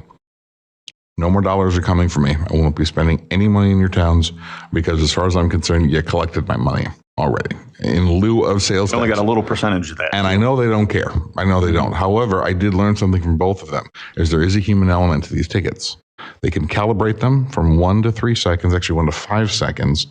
And those tickets are never issued. So there are ways to make these machines work where it would maybe be more palatable. And they only seem to issue in those communities something like 20% of the citations that they could issue. That should tell you about the sheer problem that exists. They're only issuing a fraction of them. Last thing I would say is that we have Metro West COG, we have Duquesne, we have a lot of very powerful political organizations right around us that can help us with our individual calling. I represent 3,400 people in my ward. Batavia is lucky that we have 14 aldermen because we have such engagement with our residents. It takes me 1.5 election cycles to meet all of them. It's a big deal, but I do knock on every door. Whether I make contact, not always. But I think I have a pretty clear message from my constituents. Every time I've asked them, what do you want to talk about? They do talk about speed. They talk about schools, even though we don't do that. But we've heard it loud and clear. I don't think we're going to be ignoring this issue. The question is how do we attack it moving forward?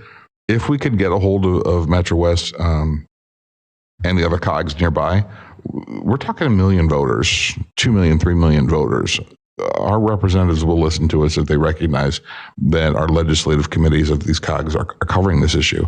And with the coalition of these towns, we actually probably could be a catalyst of some change in the state here, especially if we could get some money for a pilot study to see what the true impact would be if an entire county decided to employ this.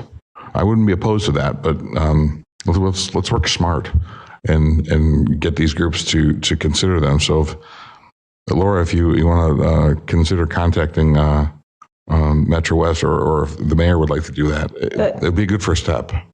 To deploy photocop amongst all of the municipalities okay, what would be? To look at how we can leverage our numbers to make the changes that we need with our legislators. I don't know what the policy decisions we're lobbying for yet. Many of the communities that were described already have 25 miles per hour, so they're probably might be a little worried about us going to the state and saying, how did you let Geneva change it without following the rules? They may not be on board with joining us. But they might be on board if they recognize that their tickets, if it came down to it, and I'm not going to test this tonight, but I suppose if I got a speeding ticket in Wheaton, I'm curious if it's enforceable. I don't think it is. I don't think the ticket. I'm not sure it'd be in their best interest to call the question. I don't think it is either. But that may also be the way we get it changed. That also might be the way we get it changed, and that's a real marketing campaign. Go back and fix the mistake that's there. Yeah. And allow the municipalities to make their own decision what speed limit they want. I don't think that's bad work. See if they're interested. I don't think that's bad work, and I think that they can be part of that positive change, especially because they can show us their numbers when they implemented it, what the effect was. And if they think it's an effective tool, they might tell us, hey, kids, 25 miles an hour, it's not enough. It's just not enough. I know you think you're doing a good thing, but it doesn't have the impact you think it does. Or they might say, there are some sections we want to lower to 20. I don't know. We haven't talked to them yet. But it wouldn't hurt to at least be prepared to engage the COGs to see how we can leverage these voters. We get meetings with people when we go to Springfield. They listen to us, whether it's in a hallway sometimes, whether it's impromptu or dinner at the governor's mansion. They listen to us because they know how many people we represent and how engaged we are. And the purpose of the COG is to focus on matters that are similar with all of the towns that are part of the organization, and not to be, specific for a issue that applies to a segment of us, but not wide. I'd be happy to ask the question if this is an issue that is affecting numerous communities within the COG. It'd be nice to go down there one time and not ask them just about LGDF and, focus on something else. Yeah, and we just have to be prepared for, what the response is, right? I mean, it is a trend. I think one of the members of the public mentioned it, and I mean, quick research shows that it's definitely a trend going up, but Illinois is actually going down. So we need to be, and we're number 31 on the states, or, out of the states. I think it was 1.5 deaths per 100,000. So we just got to be prepared for what we hear, because to Laura's point, they might not be seeing what we are.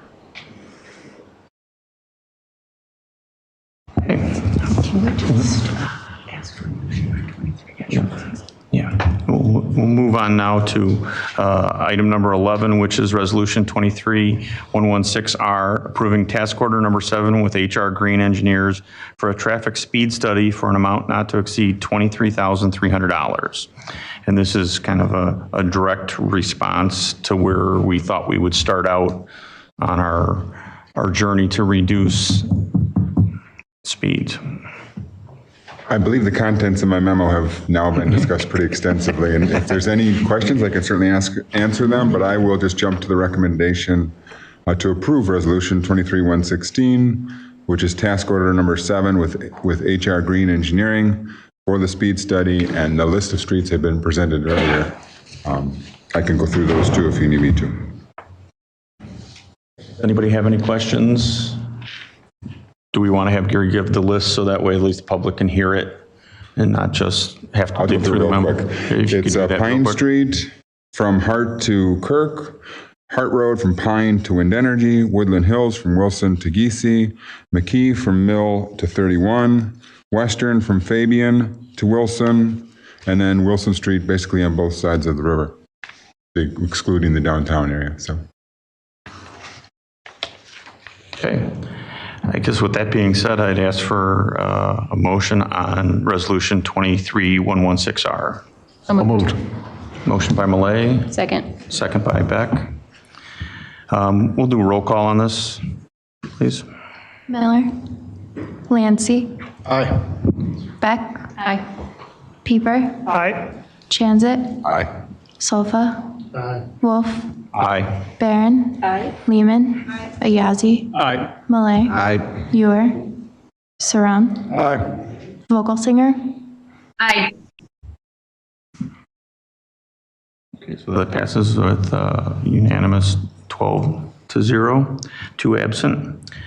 And now we will move on to item number 12, which is Resolution 23117R, approving task order number 39 with Engineering Enterprises for design engineering services of the 2024 lead service line replacement project for an hourly not to exceed amount of $114,912. As council is aware, we're currently performing a lead service replacement project. We were very fortunate to get a principal forgiveness loan of about $4 million for that project. Again, that's principal forgiveness, so all of that money will be reimbursed back to the city. We've also been very fortunate in that we have been listed on the intended funding list for another loan. This one, unfortunately, is not principal forgiveness, but it is only at 1.61%. That's a loan in the amount of $2 million approximately. Again, very few communities are going to be getting into this program. Between the first loan, which is principal forgiveness, and the second loan, we are estimating around 450 services will be able to be replaced approximately. And then in his third paragraph, Jeremy outlines that we estimate about 900 or so services in town needing replacement. So we'll be through about half of them after these first 2 programs, which is really good compared to a lot of other communities. Peggy will be bringing the loan documents to City Council in October to this committee for consideration. So tonight's resolution is in approval of a task order with Engineering Enterprises to proceed with engineering for the 2024 project, which would be for that $2 million loan. And that's basically compiling the list of the addresses, doing the specifications again, getting bid documents ready, handling the bid process to get out to contractors, and then getting us through the point of doing a pre-construction meeting. So that's what task order number 39 is, and I do recommend resolution 23117. This is an add-on. We've done a phenomenal job. I can't help but be shocked that this only gets us halfway. What is the plan moving forward? And how do we we're lucky enough to get in the first half, and which ones, how do we address the ones that haven't been I think we're going to be forced to address the ones that haven't been replaced yet. Between federal or state governments, we're going to be told thou shalt replace them by a certain date, or thou shalt replace a certain percentage of them by a certain date. Proportions. So we will have to continue with lead service replacements. When we first started this program, we sent out a solicitation to those parts of town that were the most logical candidates, houses that we knew were built before the 50s, and basically said, the city invites you to, either determine your water service material, and if you don't want to determine it, we'll come out and help you. Jeremy set up a full-blown online survey, and as those came in, that's how people got on the list. You'd be surprised how many people chose not to respond to our survey and didn't get, a water service replacement. Eventually, the federal government and the state government is going to tell us that we're going to be replacing their water service anyways. It's just a matter of time and when the funding comes. So City Council will continue to see and have to fund future programs. You guys have done a phenomenal job. So Jeremy, we're heading in the right direction, and Jeremy deserves all the credit for that. And Jeremy's instincts on this is that this will probably be the last opportunity to get assistance of this sort, that future funding will be directed toward underserved communities. So I know you don't have the answer, but it seems to me, as a community, we have done a great job, and the community should know we're financially more stable than many communities. And we attack this. There are communities, they're going to be with lead service for a lot more years, aren't they? Yes. That's the only solution they have because they can't afford to do it, and they didn't do what we did. Yeah, I think I told the story to City Council already that once word got out that we had received the $4 million principal forgiveness, my phone rang immediately from other public works directors. How did we get that money? What was the process that we went through? So we are ahead, again, thanks to Jeremy's efforts, thanks to EI's efforts, we are ahead of our surrounding neighbors. So excited. Congrats. I have mine. I'm waiting for it. Is your initial run still going? Yes. Okay. The original one is what's under construction now. Right. Yeah. This would be then for next year. Okay. Just out of curiosity, did both of you respond to the survey? Instantly. Okay. Yeah, I was very excited about it. Right, and that's something I think that, we almost can't talk about it enough, that's actually, proactively we went out to try to find that money to try to attack this and get as much as we could done as soon as we could. I'm sure there's other cities that may never get to theirs. And those that missed out, the bulldozers parked on our streets are pretty clear notification now. That I think hopefully the response rate will be better and faster for the next. And we're going to be compelled, we're going to be compelled, in the future we suspect that this house was built before 1950. We've never heard from this resident. Or we, the city, are going to have to eventually be compelled to do proactive, writing them letters, knocking on their doors. You need to get your lead service replaced, even if. And prove to the EP that they're all done. Yeah, we're going to get to that point eventually. Mm-hmm.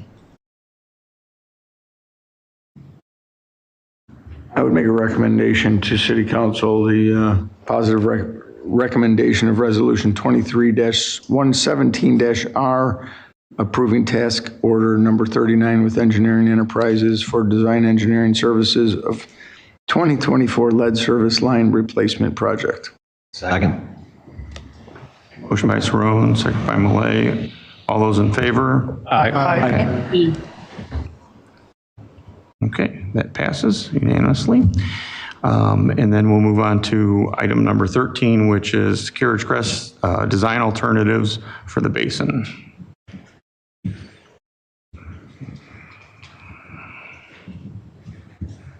We're doing pretty good. It's 9 o'clock. Hello. It's been a while since we've been up here, but we've been busy working behind the scenes.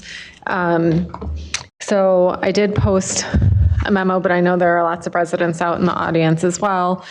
And over the summer, we were going to be working on design alternatives as well as finding the composition of the soil in the routing as well as in the basin. And in doing so, we were looking at a route that would take us through some side yards and then on the south side of the homestead and to go under 31 to the river. And we notified residents along that route.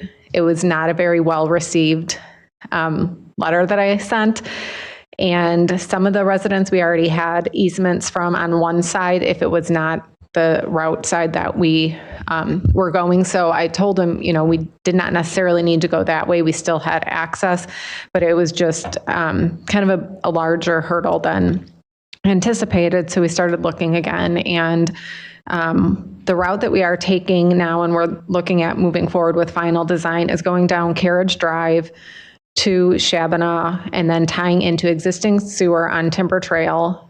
And that will alleviate us from having to get any permits to go under Route 31 because there's existing sewer. Bill Kellum's already televised the sewer and looking at that to see if we will need to line that sewer before we start construction. So that is taken care of. And then we will not have to do any core permits either. So that is the positive of all this. But I have our consultant, V3 here, Dan Jablonski, who designed some of these alternatives. And I am going to click, if I can, on here just to kind of, is this a clickable thing, Laura? Or can you do the PDF from? You guys to stop and you may have to share the screen from your computer. Oops, no. Other, do you bring it up from the agenda? I can do that. Yeah, from the agenda if you Okay, could. And sure. then just, sorry, go just to the exhibit. It's maybe 15 pages in. And with that, I'm going to bring Dan up here and he can go over the 4 different alternatives we had. And then there's costs associated with those as well. The turf grass is the most, yeah, this one right here is perfect, is the most basic and what we have on some of our basins. We've been trying to convert a lot of them to native. So we also have 3 different routes for native, and these would go under, once they're established, they would fall under the citywide management program for the native basins. And just a disclaimer, we have this exhibit shown kind of utilizing the existing volume that is out there.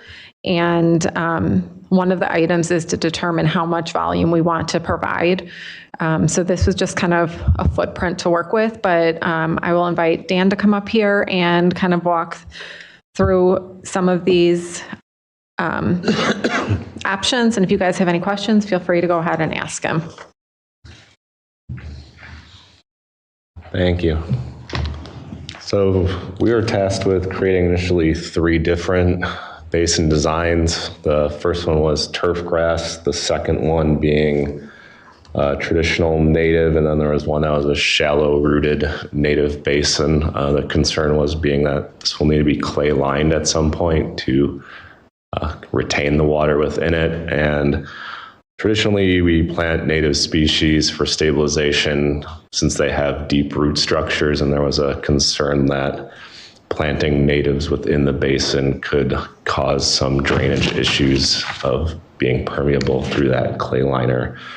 The fourth one I proposed was a hybrid kind of the traditional turf grass and an emergent wetland bottom.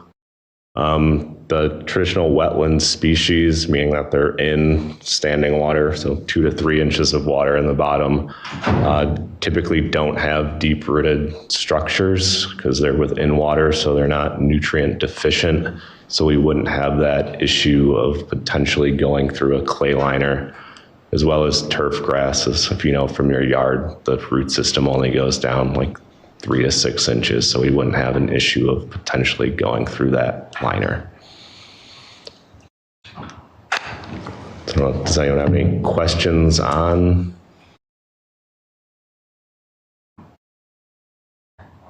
Just one of the questions I'd have is how many of these are there ones that we can use or look at as examples in the area? I mean, have you guys done these style basins, the different styles in different places? A lot of depending on what county, typically DuPage County with newer developments, they mandate that you have a traditional native stormwater basin. So traditionally in the past, you have your subdivision where you have a deep pool pond.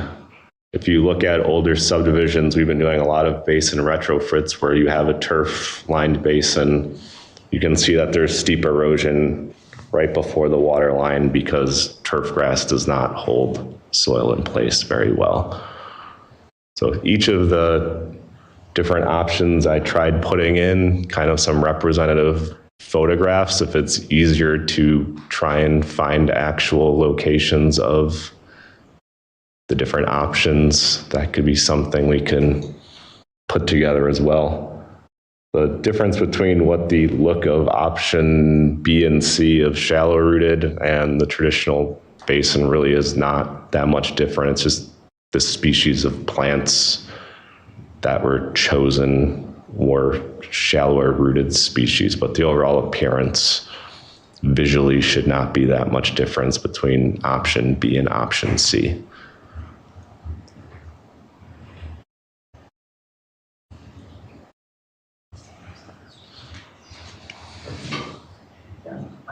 If I'm thinking of this correctly, and let me know if I'm wrong, I think the turf basin is very similar to H. Wild Park, which is turf, which is being used as a retention pond. So that would be an example of the turf. And it, when it's not flooded, a lot of the kids use that. And people walk through it. So that would be a great example and something that would be beneficial for the neighborhood to have some green space, to, go out and enjoy that time.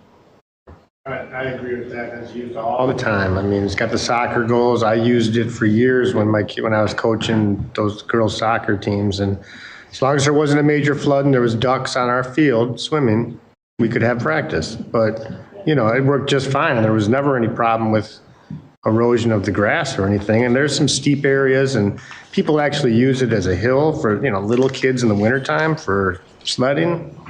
And it's a big giant area. I see people with their dogs. I see people out there doing flying drone, all kinds of things out there. So, and I think it's way more functional than just having, although it might look pretty, the prairie grass situation. Yeah, and the interesting element is I know that the neighborhood has kind of a wooded area, and the park district, and very similar to H. Wild Park, the park district did some cleanup of the wooded area, took down some, invasive plants and some trees that were just old and bad, and you see kids in there, just exploring and building forts and stuff like that. So when the residents talked about that, the forest area, I see that as a nice element, something that complements something that we have on the east side. I agree. Yeah. On Wilson Street at the high school, what kind of basin is that? Where they have the native High school would be a plantings? wetland basin of some type, yeah. And that has functioned well, as far as we know? I wouldn't use that as a shining example of how a wetland basin could function. The city has other naturalized basins that have functioned very well, yes. Okay. I will say that there is maintenance with the naturalized basin. So I know in our different options, we put for the engineering estimate of cost a 3-year estimate. There will be, after that 3 years, some sort of beyond probably what your traditional public works or parks department would be doing of just mowing a normal turf grass basin. Yeah, Andrea can correct me if I'm wrong, but I think in the 2023 budget, we have close to $90,000 for husbandry of our basins. And that's a small number of basins compared to the number of turf basins. And I think each side of town, the annual mowing contract, which is more than just basins, it's parkways and right-of-ways and stuff, is about $35,000. So our total mowing throughout the entire town is less than the husbandry cost for the few number of naturalized basins that we pay for. So a couple points. I'm in support of the native or the traditional native, shallow rooted or traditional. I could be convinced either way for this basin for all of the co-benefits that go along with that. So the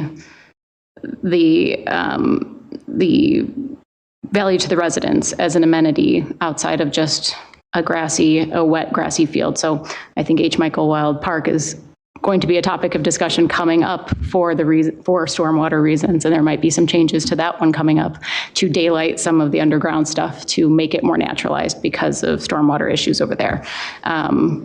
The negative, home value pressure that we hear from the residents as a result of the flooding, creating an attractive amenity in this area that is unique, to replace, what they will lose in trees, I think is an investment we should make based on what they've had to go through with the flooding of their homes.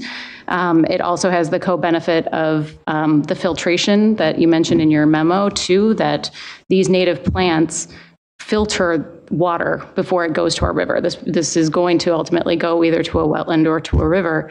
These plants have a way of cleaning the water and making it better than when it got into that basin to go to our waterways. Their waterways are heavily monitored and regulated, and that's very costly to have to retrofit later if we're told our rivers and our streams are deficient, are impaired in some way. I forgot my other point. Hold on, it'll come to me. Oh, there was another one. I'm going to raise my hand again. Sorry. I'm going to remember. Come back to you. Dustin? Could we, if we did go the native planning route, as a part of that, could we add, say, a small managed path around that so it also serves as an amenity? It is right next to a park as it is, so it would kind of have good combination with that. And would we theoretically work with the park district for any of these solutions if we want to amenitize this beyond just its engineering function? So we've been in communication with both the Geneva and Batavia Park districts because they share the property. Oh, okay. The adjacent park has a pathway through it. It has recreation for little kids. I wouldn't envision the city spending money or taking up stormwater volume to install a path through this little area of the space. I would, when I say path, I mean around rather than through, and not even necessarily an asphalt path, but just something that would be delineated as a walking area. So Dustin, over at the Mahoney Creek tributary, we do have a wide swath on the top of that because we have native in the basin, and then we have turf on the downhill slope. It allows a transition for mowing. So depending on the type we have, we'll have to transition from the two different types of species because we will not do native in the parkway just because that's obstruction and view and stuff like that, and we don't want to have that there. So there'll definitely be some paths, and in the existing footprint, there are walkways in there, which they've been carved out by residents that use it. I was out there when they were doing the soil borings. Maybe we can look at utilizing some of those as well and refining them. I remembered one of the other things was the cost factor. So I spoke to EEI and the mayor of Montgomery and their city engineer about the fact that they've had a policy of having naturalized detention basins since the 90s when they started encountering a lot of flooding. So all new developments since the 90s have been in this style as a policy because it's better for stormwater management than just grassy bottom fields. So over the course of that 30 years, they have kept track of the cost per acre of management over time, because once these get established, everything needs maintenance, gray infrastructure, green infrastructure, everything has to be maintained, but the cost over time for maintaining those basins has gone down per acre. The cost to maintain a grassy field, labor, fertilizer, fuel to run these machines, those things are never going down. Those things are only ever going to increase. And doing a naturalized basin is very much in line with the Greenest Region Compact that we signed, the Climate Action Plan that we signed, the use of natives, the carbon sequestration potential in this, the habitat creation for wildlife. This is, I mean, these are the homes in Pulte's development in Naperville, the Atwater that you guys also maintain. The homes that are nearest to these types of amenities, to the open space, to the ponds, to the basins, the wetlands, those have a higher price value. Those are the most desirable. Those were the lots that sold first. Like this is a nice thing to give to a neighborhood that's been hit by some nice conditions over time. In addition, we have Prairie Commons, which it's not seen from the street, but it abuts the Indian Creek right there in the Savannah subdivision. They're working on making sure that their native gets up to snuff, but that's a recent example. Tanglewood has that. The Landmeyer Winding Creek project has the wetland basins. And as Gary mentioned, the cost, I would say about half of that cost that he mentioned is Braeburn Marsh for the ongoing maintenance and upkeep of that, which is one of the largest city-owned native areas.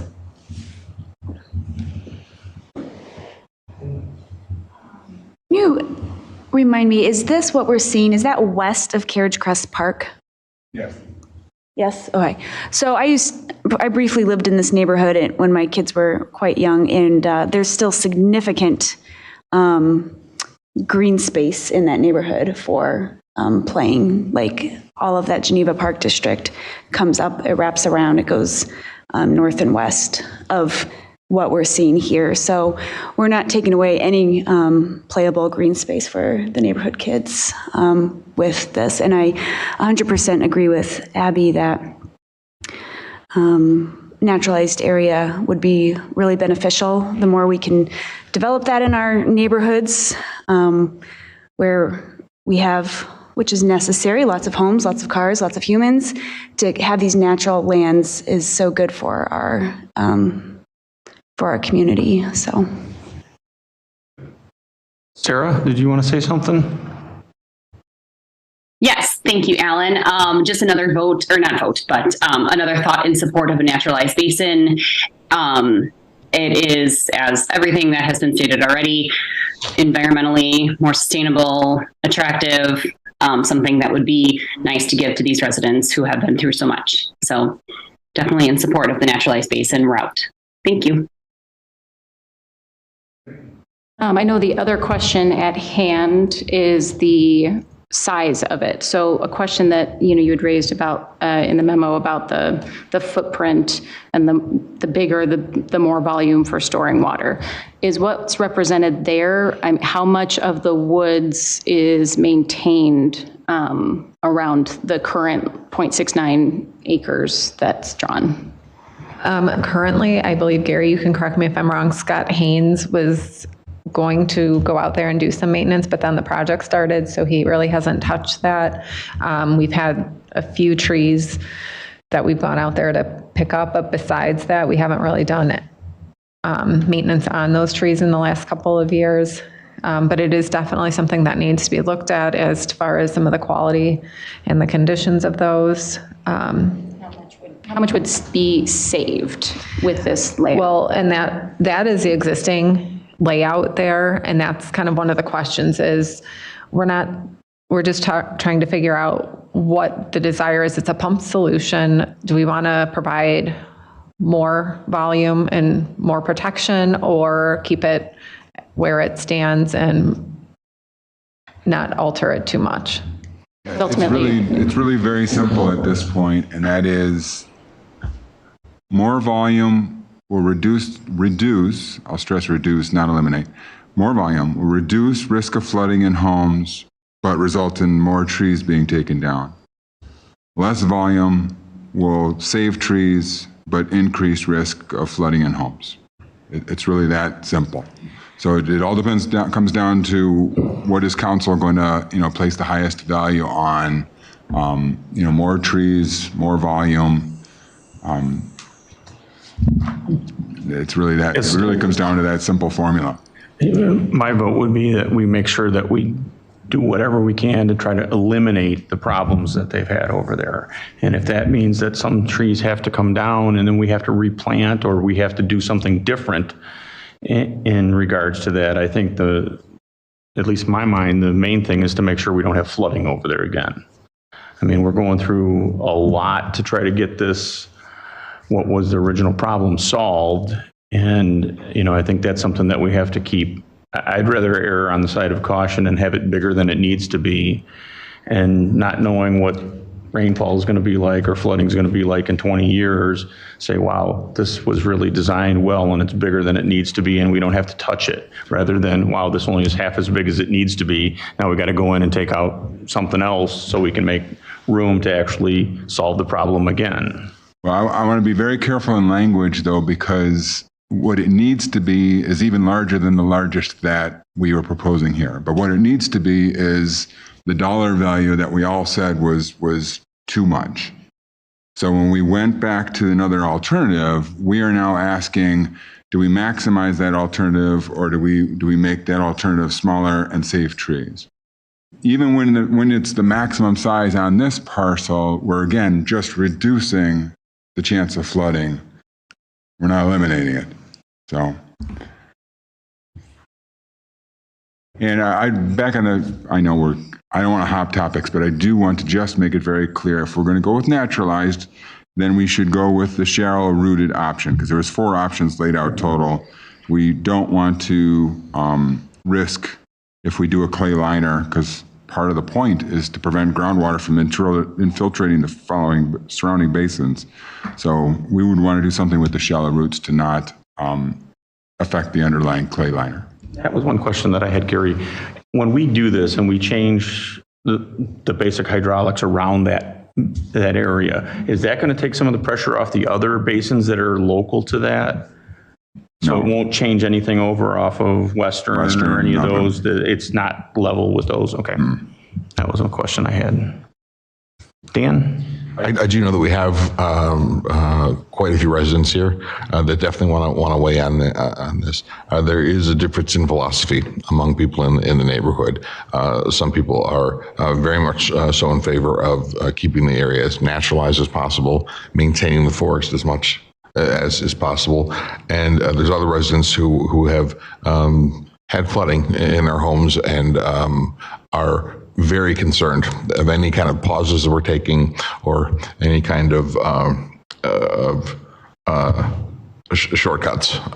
So we definitely need to hear from those residents because there are what appear to be competing stakes with this. And it does break my heart after the amount of time that we have invested in this. This still isn't even the solution. It's kind of the solution.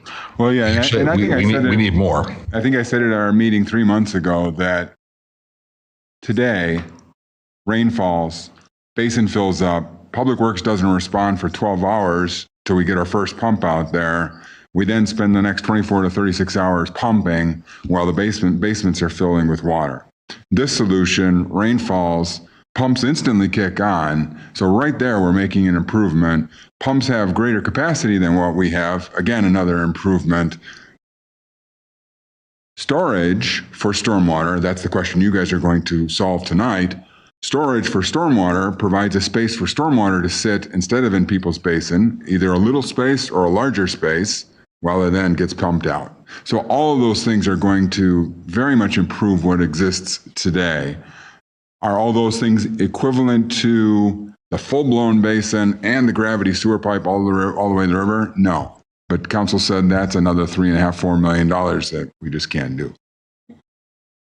And I definitely appreciate the support that we've received. It appeared to some residents that we weren't moving at all for quite a period of years. It took a lot of anecdotal data to get the studies underway. I appreciate the commitment the staff has made to get us to where we are tonight.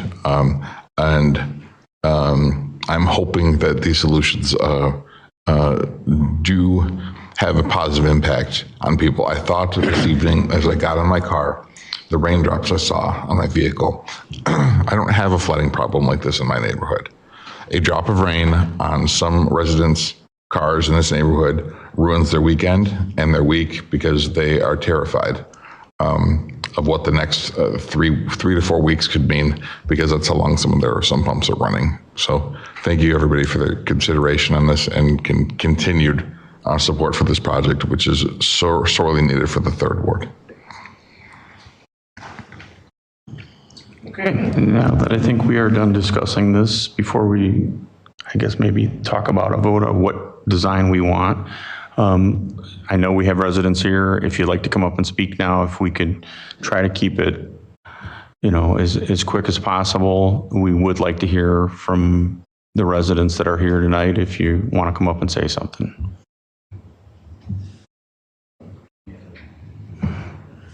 Good evening, everybody. Jason Lundstrom, 1101 Crestview Drive.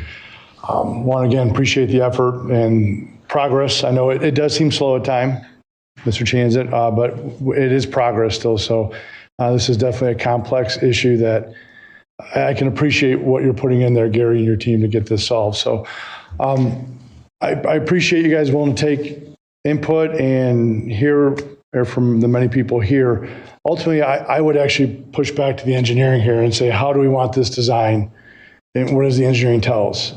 As an engineer, my opinion would be maximize the basin as big as possible, but make it naturalized, which certainly would make it more of an accent than an eyesore. I think of a big turf bowl with grass as an absolute eyesore. And our neighborhood doesn't deserve that. It's a beautiful neighborhood, some wonderful houses and people that just want this problem fixed. So I'm really hoping that we can maximize this basin, give ourselves the best opportunity to protect our neighborhood, send this water where it needs to go. I did have one question on that, though. With the path changing, does that reduce the cost? And if so, would that cost reduction offset the additional cost for the naturalization of the area? We are in the process of getting the latest update from V3 on that, so I cannot answer that fully. Construction costs have gone up substantially over the last year, so once we find that information out, I'd be happy to share it. It'll be in the budget for next year as well. My hope is if we're connecting to an existing, that should automatically mean a cost reduction of some sort. Less time as well, so make it as big as possible and make it look as beautiful as possible.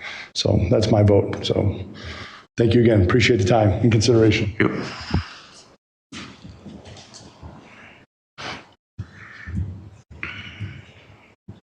Good evening, PJ Fitzpatrick, 1075 Parkview Drive here in Batavia. And I can keep mine real brief, my comments.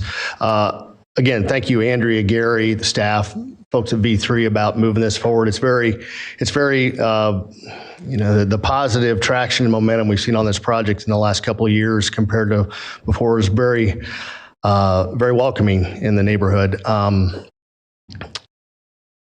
But what I don't have to think too far, though, is since we've started experiencing these events in 2008, we usually don't go much more than 4 years between an event. And so it's been 3.5 years. So the fact that this project is actually getting some traction and looking to move forward for implementation is a very welcome improvement.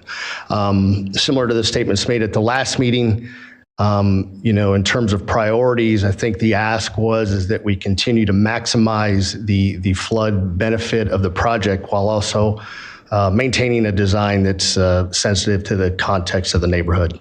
Thank you very much. Else? I'm Jeff Kruger, 686 Blackhawk, and I've spoke before about this too. I just want to go on record saying I agree with Jason and what we've talked about. My house has been flooded. My wife is extremely anxious every time she looks at the weather, all the time. And it's all because we've had flood and we've had issues. And it's a big concern, and it just shouldn't be that way. So I appreciate everything everyone's doing, and I believe we should go with the maximum there to at least try to reduce the flooding from happening as severe as it's been happening, at least to try to minimize that. And I agree. It's a great park. It's a great neighborhood. I coach soccer. My soccer kids used to play there all the time. It's a great park. I I like the natural setting. I used to play in woods as a kid, so the more natural we can make it is what I would go with. But I would also say I would encourage everybody here to go with as maximum footprint to minimize the problem, because that's really what we're talking about here, is to stop the flooding, or at least keep it to an absolute minimum. Thank you.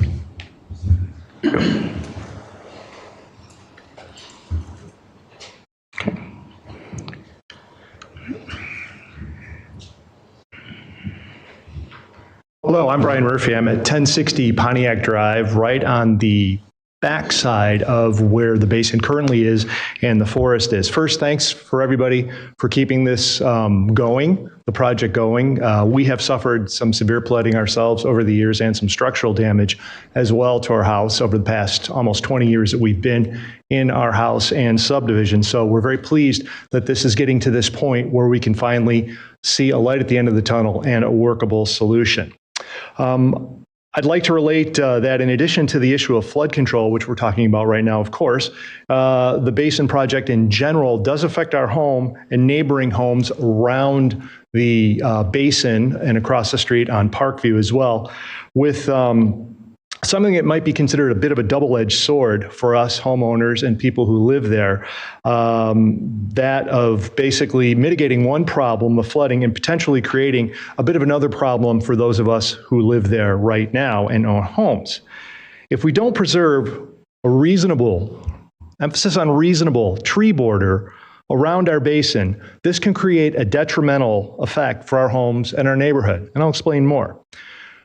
The loss of the forest, the entire forest, all of the trees, buzz cut, clear cut, nothing left but open space, will be the loss of one of the main reasons we and many other neighbors moved to our houses and chose the city of Batavia to live in. It doesn't have to be that way, that of buzz cutting and clear cutting and maximizing every square inch of the basin. And I'll elaborate a little bit more too. We can have both. We can have a very workable compromise, which leans very heavily, as it should, towards water retention and flood control. That is the number one issue, of course, that we want to solve. But as has been shown in V3's drawings up there, leaving it the existing size or even expanding it, if you can refer up to that document, or rather graphic up there, the border of existing trees, or at least some around the very edges. Some of those are very full and mature trees right now, right up along the edge of the border, all the way around. It's kind of a hexagonal property piece right there. Would be very viable trees to leave as a good border that would preserve what residents around that area and users of the park, and probably the folks at the Geneva Park District, would like to see. Preservation of some of the trees, while also offering flood control that is viable and usable. Another thing that was not taken into the V3's engineering design for obvious reasons, and I understand why, but as there's a de facto factor, if you will, of the parkland that is off to the east, or in the picture that would be on the right, our right, there are several acres of land that every single time the basin itself fills up, it also fills up that large amount of parkland. I have not calculated how many acre feet of storage that parkland by default is providing. It's always going to be there. There is, unless you dam it off for no reason at all, it's going to be there to be able to be used at all times and will be able to spill over. One of the things that we could do here in cooperation with, or not cooperation, but in terms of trying to come up with a bit of a compromise, is utilize, or maybe know, that the little tiny bit of land that we would like to see preserved for the trees that border our houses and that border the folks on Parkview and the folks that use the park, some of that land that is quote unquote lost could be easily retained as water retention in a de facto way by letting it spill back into the park, which it currently does right now with absolutely not a whisper or any protest from the Geneva or Batavia Park districts, who I'm told actually own the land, and Geneva is the steward of the land. So that's the real issue I think that we have right here. As Dan mentioned, there's kind of two factions. I don't really think it's two factions at all. I think it's just a matter of coming up with a solution that's going to work for everybody, because I know our neighbors who want to maximize the storage capacity are absolutely spot on. We need to do what we can to control the flooding that we've all suffered through, and by no means are we against that. However, to clear cut that and not leave any trees whatsoever will be detrimental, as I said before, to the people who live right around it. Is that something we want to do? Is that a precedent that the council wants to set? Just clear cut and hope for the best. As we've also been informed, this is still not the optional basin size. It's still not going to hold all the theoretical water, which has not yet been informed to us as how many acre feet that is. It's still, quote unquote, not big enough. What would be big enough would probably be to excavate the entire park and make that the stormwater retention basin. Obviously, that's not in the cards right now. So it's a compromise to begin with. It's a compromise at birth. There is no reason why it still can't be a compromise. And all of us neighbors are asking is for a little bit of the mature trees to be left so that we don't have to look and ruin and have our property values decrease and our sight lines look terrible and basically ruin the aesthetics of the park for just a little extra stormwater capacity, which is not going to affect much or anything in terms of flood control. The last thing I will say is the basin itself, from everything I've read, and I may be a little incorrect in some of the things that I'm because I'm not a civil engineer, the real issue seems to be that when the basin fills up, the water percolates into gravel veins that were formed due to glacier melt thousands of years ago. And those individual gravel streamers, if you will, that emanate from that park area transport the water as it percolates down to various and different basements. One basement, and this literally happens, one basement may be completely dry while the next basement is filling to capacity with water. And that is primarily due to the fact that that basin, no matter the size of the basin, is percolating water that's not being controlled by capping the basin itself. Think of the basin maybe as like a delay situation where it's just holding the water, as they talked about, for it to be pumped out. Well, if the water is going to be pumped out lickety-split, how much capacity do we really need? Or, yes, maybe we want to maximize it as much as possible, but we need how much will it affect if we just take a little bit of land and maintain some of our trees while also maintaining the integrity of the basin, because we understand we don't want trees growing right up next to the basin for roots and all that. But there is certainly enough land there that we can keep some of our trees or a good tree border around the edge to maintain the beautification and the property values and the excellent functionality of this otherwise fantastic plan. Does anyone have any questions of me while I'm up here? I'd be happy to. I'd say I don't think we ever talked about clear cutting the entire acreage around that.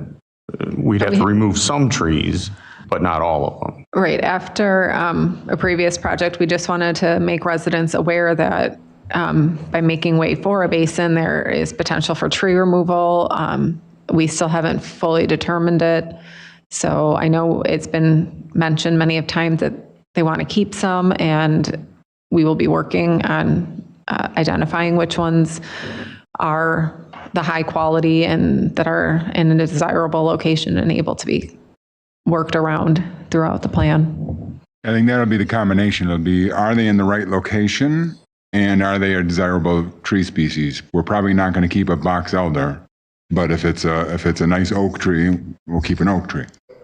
Well, Gary, if I may just add to that comment real quick, I understand your points too, but just remember, just because a tree is non-native doesn't mean it's not functional either, just to put that out there as well. But the city has to long-term maintain those trees, and we don't want to be the steward of trees that are lots of maintenance and not very good quality. Point well taken. Yes. Thank you. Does anyone else have any questions of me or comments before? Well, thank you very much for letting us express our needs. It is very important to us, again, from a home value standpoint.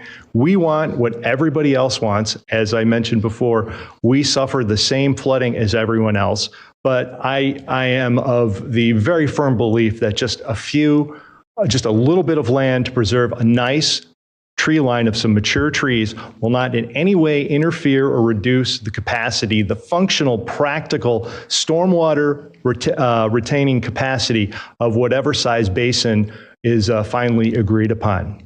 Thank you very much for your time.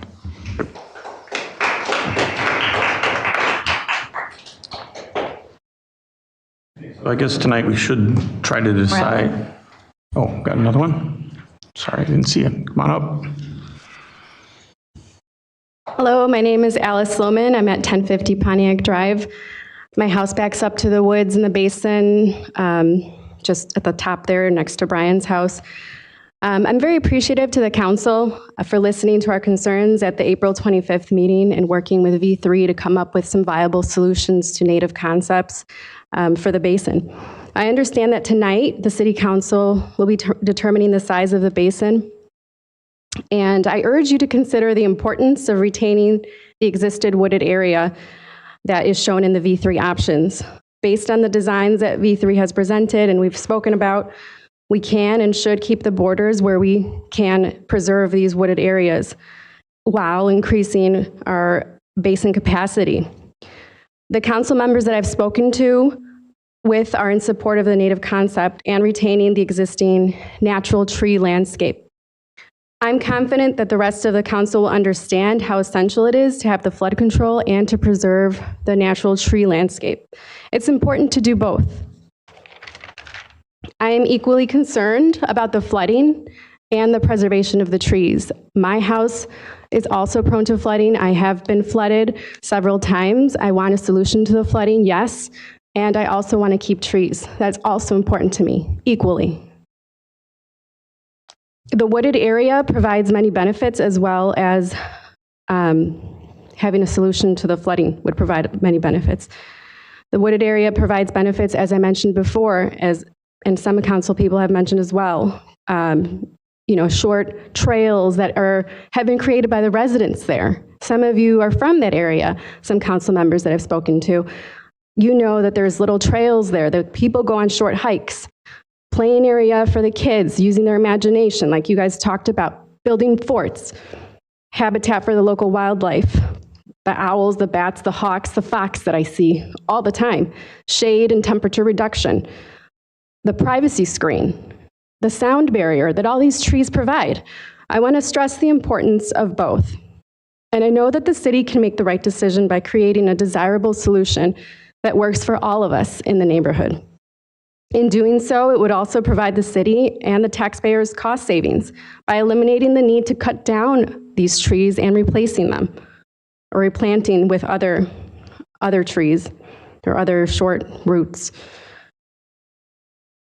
as well as cost savings down the road in electing the native concept basin by reducing the maintenance costs that have been discussed here tonight. I support the city moving forward with a dry native concept that would retain the existing natural trees and the wooded area. If this was happening in your backyards, you would all be up here as well, concerned about these issues and trying to come up with the best solution for all. Thank you for all that you do for the city as a voice for the constituents representing their best interests. We really appreciate it, and I know that by working together, this can be a wonderful outcome for all. And Batavia can continue to celebrate that it's part of the Tree City USA community, right? And that we're fostering an urban forestry and keeping the trees in our town. So thank you.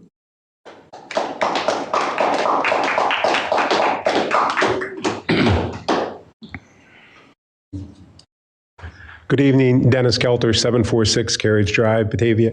Our preference is for the maximum size. The question was on one of the designs, is that create standing water, or does one not have standing water in those? As far as there's the emergent bottom, so that is more of a wetland planting that will have a little bit. Dan, do you know the depth that the water?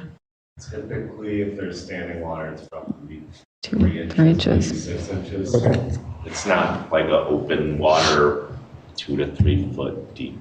Okay, thank you very much. It would be little pockets that would be accentuated with different depths. Appreciate it. We just don't like mosquitoes. Thank you.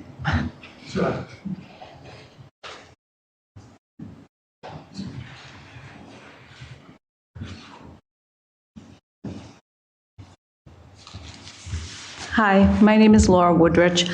I do not live near the basin. I live about a block south of it on Shabanaw Trail. And it has been a wonderful place for my kids to explore when they were young, with the trails and everything. I've explored it a few times myself. And again, the trees are the big attraction. When we first moved here 27 years ago, most of the trees in the area were, quite small. Unfortunately, not a lot of native trees have been planted in my area. They're all varieties and, so there aren't many good native trees there, which is true for the area in question too. But even a box elder is a native species, and it's better than having some, like tree of heaven or something that is not native to this area, which will, eventually succumb to disease, before a native one would, even though it isn't as desirable. But I think the trees have a lot of value for wildlife. It would be different. It would be a whole different area without these trees. Having both the trees and the native wetland plantings would attract more of a diversity. So I am all for that. Even though I don't flood, I can sympathize with those people that do, just because we've had various leaks from refrigerators and everything that, just is a big pain. So I can't even imagine having, your whole basement flooded. It would just be horrible. But I think there's room to compromise, like Brian said. I think with that other area, it could be accommodated. And what I don't see on these maps is exactly what area. I'd like to know what area it is actually accepting water from. I think that's something that I'm sure the engineers have figured out what was needed, but to see what areas it's accepting water from is something that I think might put it in perspective a little bit. But I will make sure that we have an updated map with that. I know it does fall into some of the reports, but I can make sure that we have a separate one just on the website that shows that. Okay, great, thanks. But thank you again for all the, attention you're giving this, because it is important to the people that live in that area. So thank you.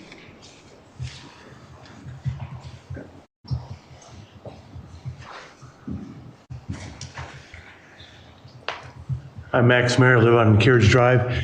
Just for the record, cherry trees, elm trees, locust trees, ash trees,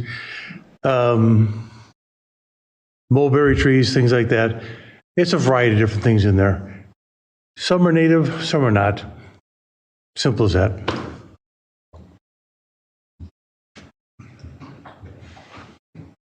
Getting close to 10 o'clock here.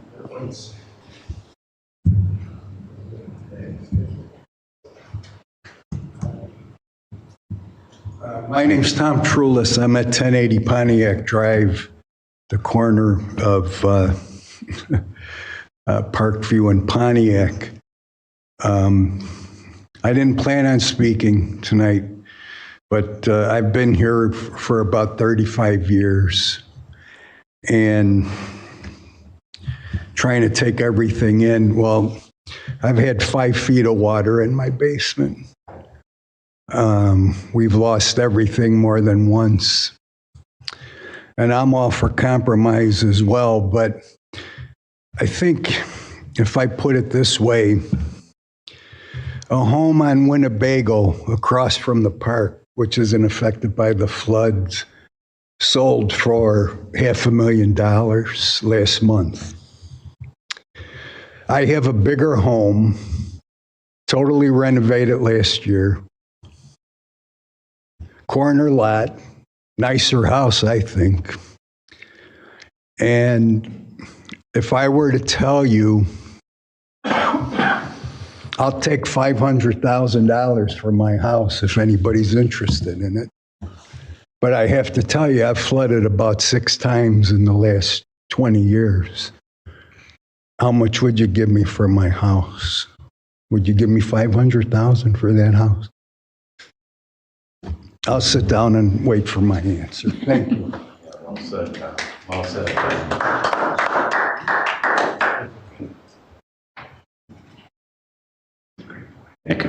Just before we go, I don't want to belabor this, but I think a compliment goes to Andrea and staff and actually all of the council. I grew up in a house in a neighborhood that flooded every year.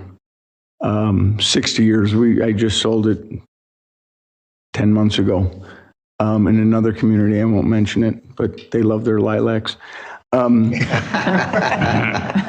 Never once, when I grew up, did it even come to an issue with my parents that they would go, it's their lot, it's their responsibility. When they passed, we went to the community. We did not get any support at all. It is what it is. It's your lot. God works in mysterious ways. Deal with it.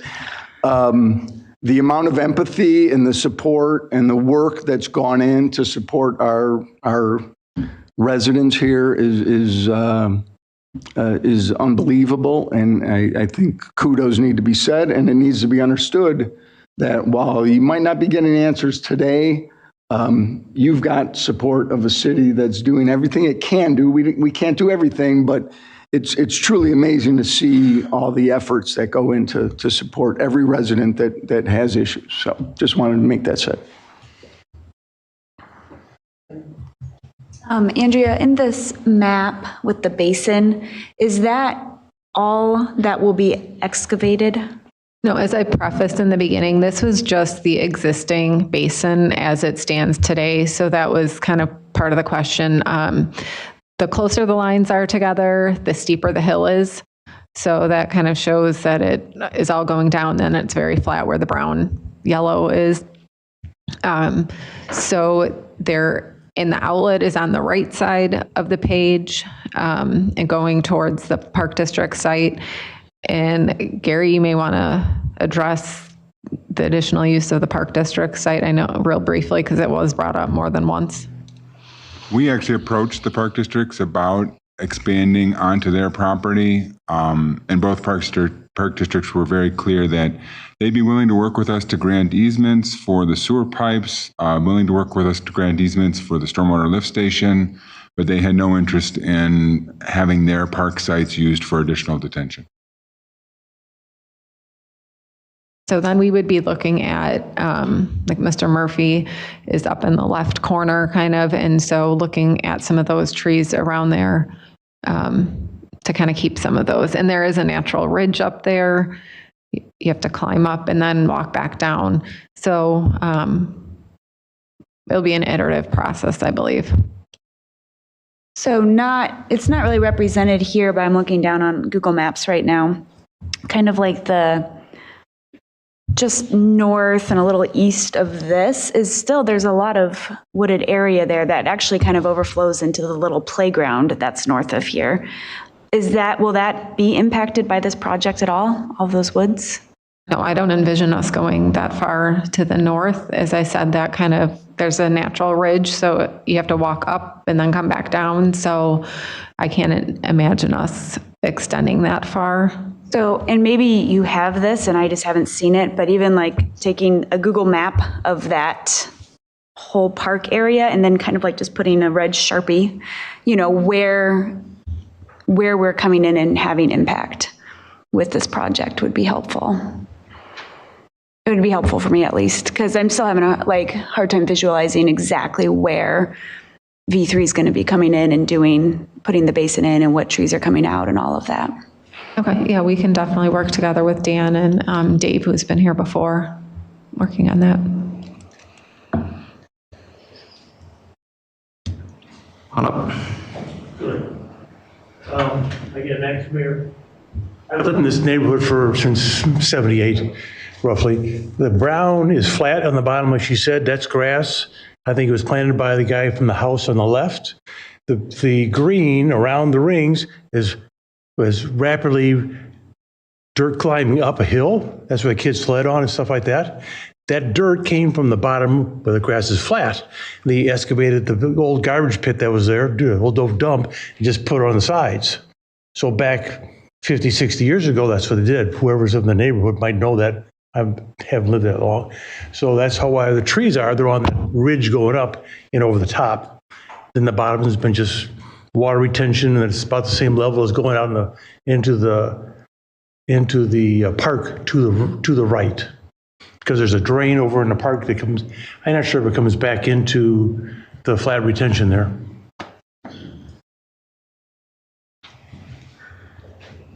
Gary, can I ask a quick question? Jason Lindstrom, does each of these have a clay layer? So the intention would be to have a clay liner in them, yes. All right, thank you. That kind of goes to the need to remove trees in order to maximize the liner. Maximizing the liner, maximizing the detention volume kind of go hand in hand. The goal would be to ensure that the clay liner is protected and isn't at risk due to surrounding. The purpose of the clay liner is to prevent that infiltration or percolation of surface waters into the ground, into those gravel seams, and subsequently into people's basements. So if we can cut off that flow by installing a clay liner, we'll improve flooding into people's basements. Thank you. To wrap this discussion up, I'd like to, I guess do we want to try to decide, do we want a naturalized basin or turf so we can move forward with this? I think that's one of the two big questions I see is that, and then also, do we want to maximize the space?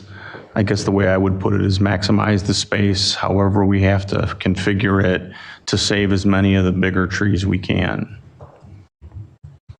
I mean, I think that's the compromise we want to come up with is, do the most good we can to reduce the amount of flooding and then save as many of the trees as we can. So I think the first question, council can say if I have it right or not, and if majority of council agrees with me, then we'll just go to the second question. Naturalized basin, shallow root structure, or if possible, we could do the deep root structure, but that has to be evaluated in the context of the clay liner. So we need to maintain the integrity of the clay liner. So we'll stop on that. As far as the maintenance cost goes on those into the future, is it going to really matter whether we pick a shallow root or no. deeper? Deep or shallow, it's going to be the same type of maintenance we have to do with it. Similar. I'm not the biologist, but yes. Right. The maintenance cost would be. Okay. So are we in agreement on that, or does anybody want turf grass? Are there dollar differences? Right. What are we talking about? I mean, we don't have all the variables, do we? What's the dollar difference? So just a regular turf is estimated around $12,000, and the traditional native and shallow rooted are about $33,000, $34,000, emergent bottoms $38,000, and that is for the first year of maintenance, and then everything after that is approximately like $9,000 a year to establish that for the first 3 or 4 is usually 3 years, and then we'd reevaluate that to see how things are establishing. But it would mirror the estimates in this. It seemed like we were going off a path there, so I just wanted to be clear. It's One clarification, option one or option two the type of options thing. for the natives are for 3 years for the cost in it. Of the cost. The option for the turf is significantly cheaper because we're assuming that your current Parks Department is doing all the mowing and there's no additional cost associated with that. Yeah, annual cost to mow this basin would be a couple $100 bucks. Or for 3 years. Yeah, so if you look at the engineering cost, if you see weed control, it has 3 years of 15 events. So that 33,000 is for the initial installation of seeding, erosion control, accompanied by the 3 years of maintenance. That's the establishment, and then kind of the sign off on that everything has been established with the root system, has the full coverage that's required. And then it just goes on the standard M&M, which would then be transferred over to the citywide program. And B3, they were the ones that, I mean, we will be putting this out to bid, so we're not exactly sure who we will get, but they did a great job over at Mahoney Creek. So if you want to see something, I mean, this summer it was phenomenal. Daniel in our engineering department had taken the drone out there to get some shots too, just to kind of see it. And we planted the trees over there too. So I think it's a real asset. So you bring up a good point. Like if people are thinking about, visualizing it, the turf would be like H. Wild Park. And that was the only reason why I brought that up. I wasn't like, this is how I want to go. You wanted an example, so I gave an example. So then the basin would be similar to Mahoney Creek. This is kind of what Abby was describing then. So if you want to kind of visualize what you're thinking about that. And I'll just remind us all that what we did hear consensus from the residents was native plantings. We didn't hear a single resident ask for turf. I just use it as a. No, it's nothing to do with you. I just want to say, because everybody was pointing their eyes at me like, turf. I'm like. Well, I mean, yeah, that being said, I mean, this is something that's so close to home for these folks. I mean, of course, we heard from of a number of them tonight, but why not toss it to the community and just do a quick survey? Hey, well, I mean, because let's be honest, these are significantly more expensive. I'm not huge on the price; they're not crazy dollar amounts, but it is significantly more with an annual cost above that. So I don't think we want to delay this process anymore, and we have to be leaders and make that decision. But we're also elected to enact the will of the people, and not just a few of them. So I mean, in a big decision like this, I would just throw it out to them. Sure, if it all comes back, it'll only take a day to a week at the most. But the majority of the residents that are affected are here speaking and letting us know what their wants are. And I think I realize they were the majority of the neighborhood. I mean, we didn't give these residents a decision on Mahoney Creek. We made a decision as a council. And right, but we've learned.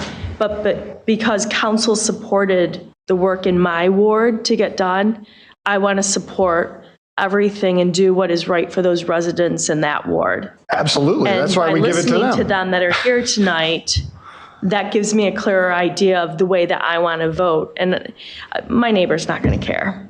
My roommate's not going to care. They want me to make the decision.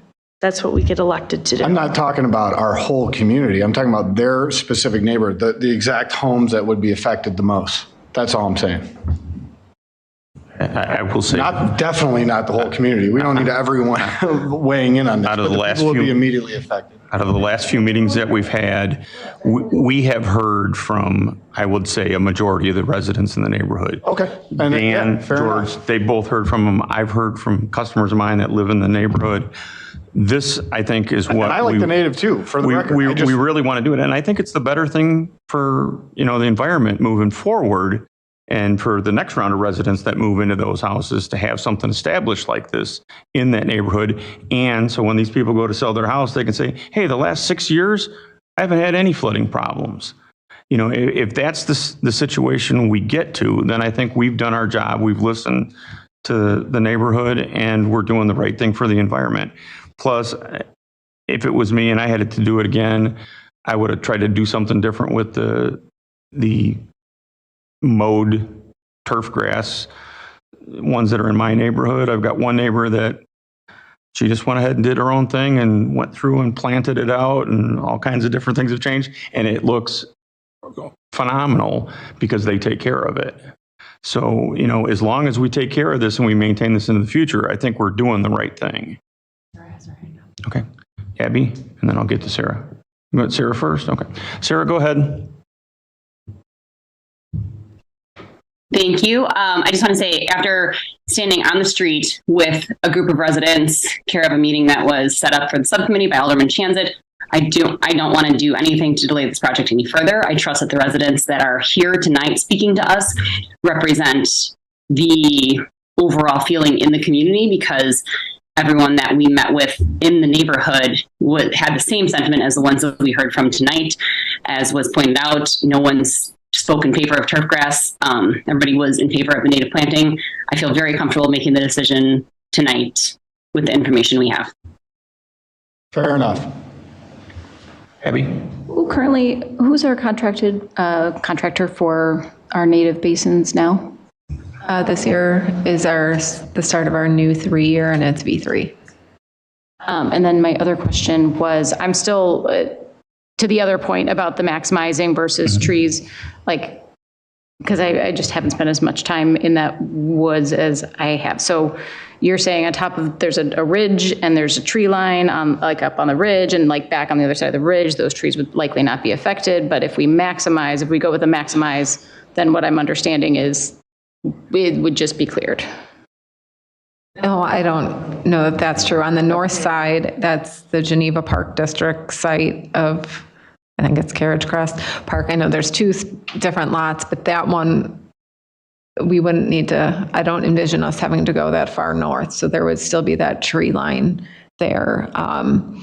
There is going to be equipment, so there might have to be a tree that's taken down to get the equipment, because the property to the west, there's a weird property line between that homeowner and the basin. So we've worked very carefully when we brought the rigs in, and those have been really small for getting the soil samples, but any type of excavator to haul out material may require creative thinking and or a tree or 2 just to come down at that edge, just to stay off of that resident's property and like their driveway. We asked the resident if they wouldn't mind us going through their yard if it meant keeping a tree there, because they might want to make that trade-off. Yeah. All right. So, you know, those are a few of the like minor nuances, but I would say that if I had to put a percentage, I would say like 95% that northern tree line, we're keeping most of those there, because I don't envision us going that far. And then going to the property of Alice and Brian, we can look at those trees to see the grade and topography. I'm just curious why we can't bring in all the equipment from the south side, right off of Parkview. That's what I was talking about, that it's been tight when we've had to bring in the rigs to get the soil, and they're just on like little skid steer carts. That resident's driveway is right there, and it's just kind of tight, and there's the hill that goes down. So it's just something we'd have to look at, and maybe we could have V3 come out and assess it with our construction crews to see for that type of sequencing.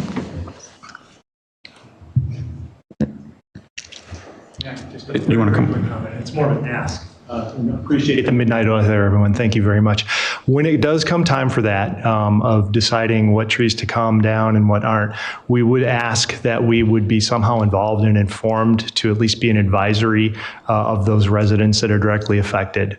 That is our last ask, and I would think that would be a reasonable thing for us to do. So if you could take that under advisement, we'd appreciate it. Thank you.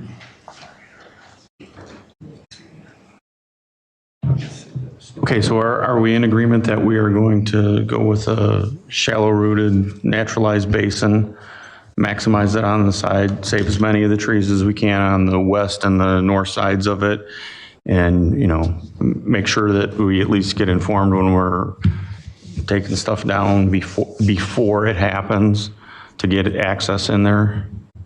So I might have to go out and investigate and just go check it out. My afternoon's off. Okay. So you have your instruction gear, is that, Andrea, is that good enough? Nodded, but yeah. So okay. They can't hear me on the microphone. I've got it, yep.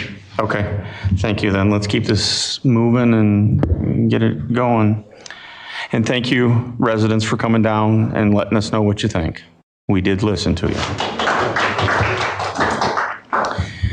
Okay, now we'll move on to item number 14, a discussion of ADA parking assessment in downtown central business district.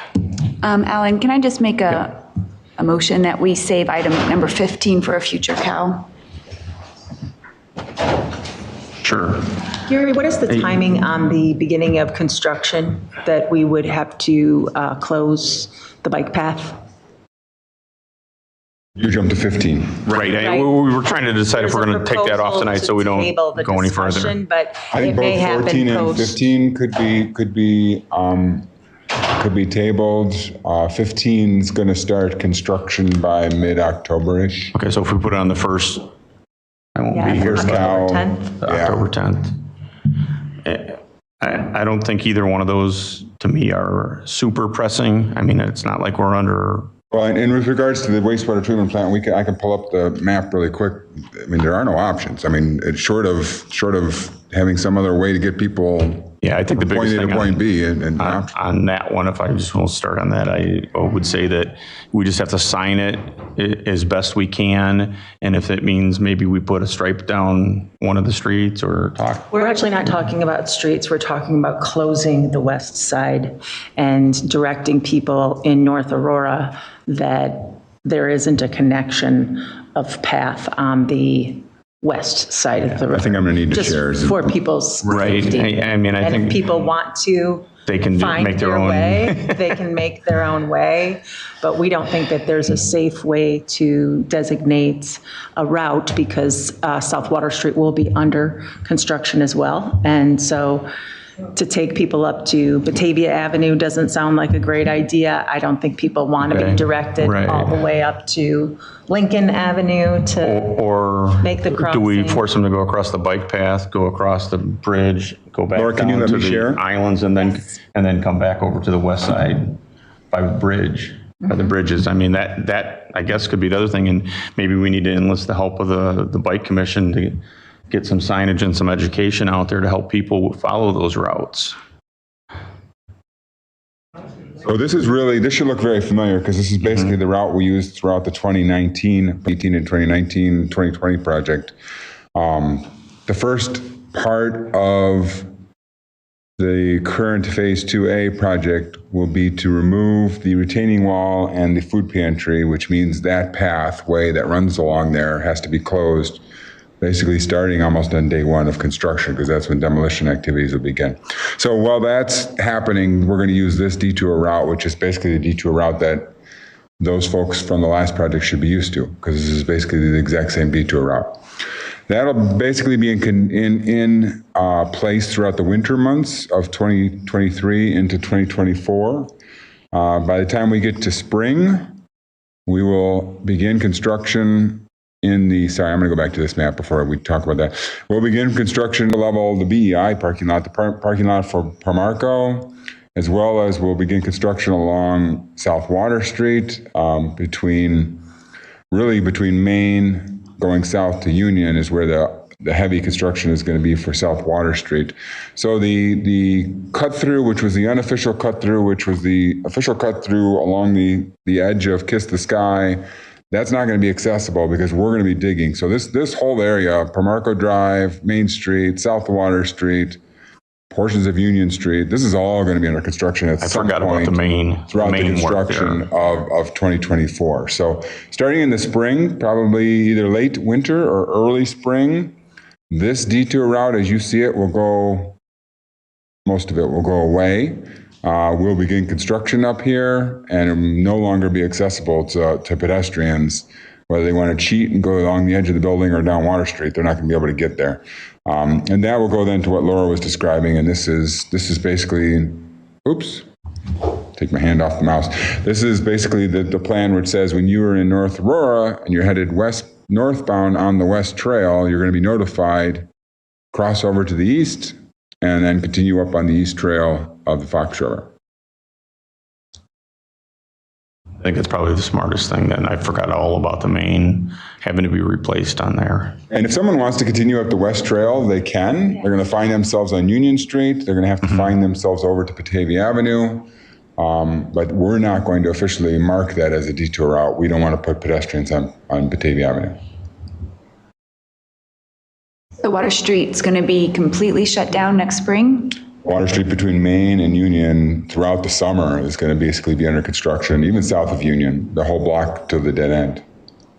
We'll have force main, we have water main, force main, storm sewer, curb and gutter, new road. It's going to be completely reconstructed. Beautiful when it's done. So sometime by 2025, they're anticipating it to be open back up again. But basically, the Trouters told us the 24 season, we should not count at all on the use of this area.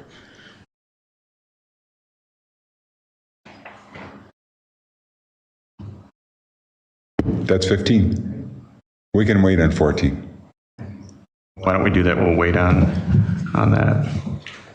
I think, if you don't mind, I would still like a small discussion about this on a future COW. Even over the winter, how to keep Water Street and First Street safe as we are telling bicyclists to go that way. Mm-hmm. What more I don't know what else discussion. We're gonna keep the street plowed and signed. Unless they're using the sidewalks, which I know if people need to, they will adapt to that. If they come up the west side, they're going to find a way around it. My biggest concern is Water Street and First Street and coming down that hill. Traffic coming down that hill, First Street. And the bicyclist trying to cross through that intersection. And what's not clear here is Water Street, as it crosses First Street, is just ever so slightly kilt. I don't know what the word is, but so cars turning are actually, they turn into each other, and it's kind of a hot mess right there. And I don't want to wait until another accident happens. There's already been an accident at that intersection for us to have another discussion. So do the closure for this season when construction starts? That's an alternative if we feel that the route, that's the reason why we are recommending the closure in the 2024 season, is because we felt that the route was unsafe with the construction on South Water Street. So if we feel that the route is unsafe, even as it is, we could work on the closure. I guess the only other way I could see making it any safer would be put a stop sign, four-way stop there, and have crosswalks striped on it. Stop traffic coming down the hill. You're going to have people sliding. Right. I understand that, but have people sliding into the intersection. Yeah, I would like to see some creative solution, a temporary solution. And we talk about how expensive the engineering part of design is. Yeah, something.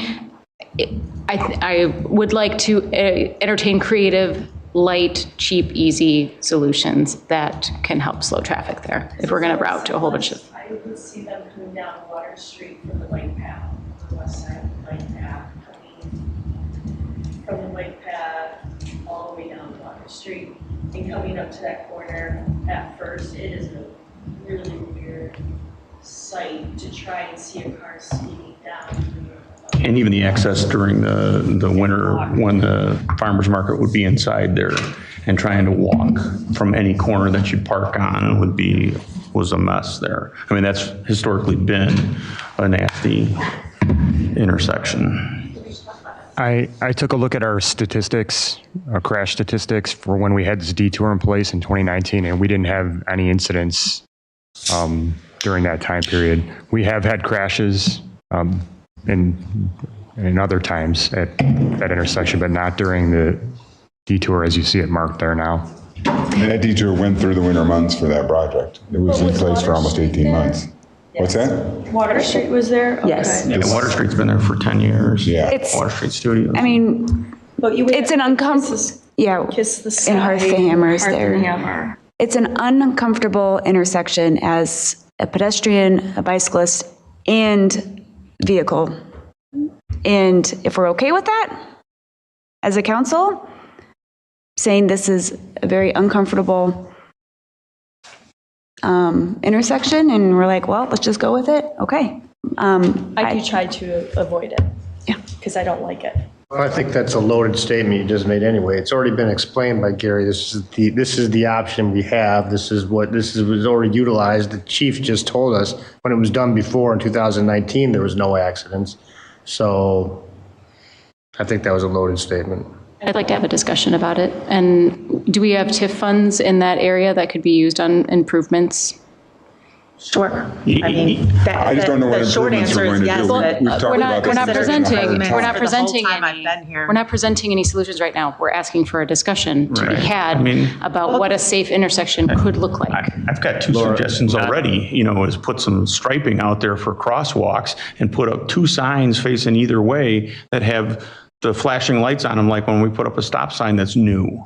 So it draws attention to it. I think it is. I think that's what we're doing right now. But we have striping out there for crosswalks. We do? Already exist, yes. I think it's not fully striped. It's not striped all. Well, there's no place to go on the southeast corner. There's no place to go on the southeast corner. There's no legs crossing. don't have crosswalks. I don't want to have the discussion tonight.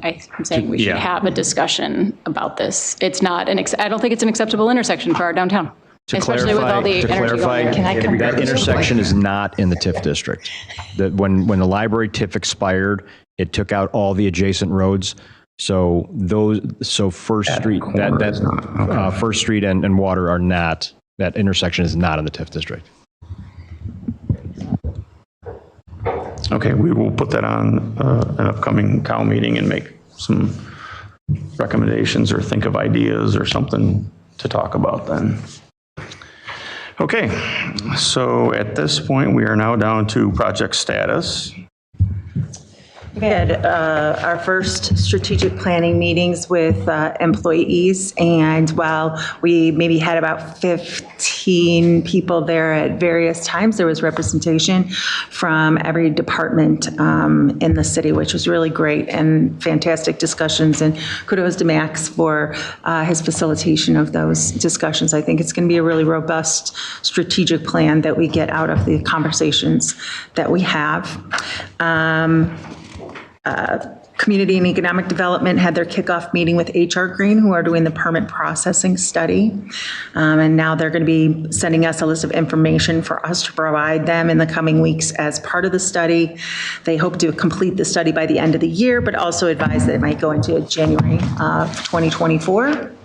And also in CED, they've sent out the RFP for the South River Street Corridor Study. There's a deadline of late October for the submittals. In Public Works, the contractor is scheduled to commence with the work on North River Street, and the intersection at Wilson Street will be modified to prevent northbound traffic and enforce the one-way southbound conversion. Contractors are also working to continue the work at the River Street parking garage and also on the Wilson Street Bridge. And very soon, you're going to see crews on Route 31 conducting the installation of new entryway signs. Very welcome. And the 2 additional signs are still anticipated to be completed prior to the end of this construction season. I think that's all I had, unless anybody has any questions for me. Any questions? Yes. Oh, just a comment. Really enjoyed the strategic planning session today. I attended I think 3 out of the 4 that were done today. I know there's 4, I think, the next 2 days. So if anybody has time to step in for an hour or two to sit through those discussions were really insightful and exciting, and really enjoyed them. So other council members that want to go, we definitely should. Does anybody have any others? 17. Yeah. Just wanted to mention that there is a community fundraiser called Bat for Brady on Sunday, the Sunday, October 1st, and it's like an all-day event, a wiffle ball tournament. And there are ways, Brady was one of the, he was the child hit by a vehicle at Union Street this summer, who still needs tremendous care. So there's ways to donate if you want to, or show up and watch some of the tournaments. But that is this Sunday throughout Batavia. And I think there's over 40 baseball or wiffle ball teams that have signed up for this, so. Yeah, I just wanted everybody to know, we lost our city arborist yesterday, Frank Sopp. He passed away. He had a aneurysm in his stomach, and they operated on him. They got that out. He was taken to a hospital in Chicago, and they were hoping to bring him back out to the valley yesterday, and they brought an ambulance in there to load him up, and just by picking him up out of the bed, somehow the body disconnected the blockage they had created with the operation, and he died right then and there. So he was with us for 42 years, as near as I can tell. He started out in 1981 as a member of the Board of Zoning Appeals. He was there for about 8 or 9 years. Then he went to the Plan Commission in 1990, and he was there on that till about 2006.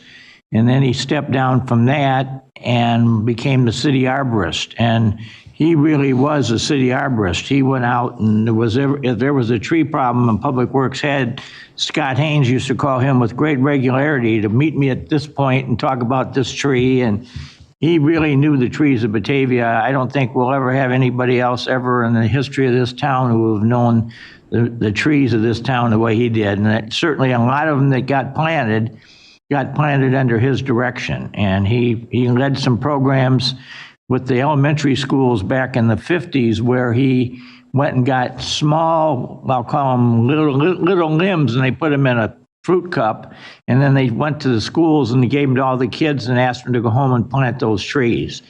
And that probably was several thousand trees, got started as little bitty planters. There's a tree down in front of 214 South Prairie Street on the east side of the street.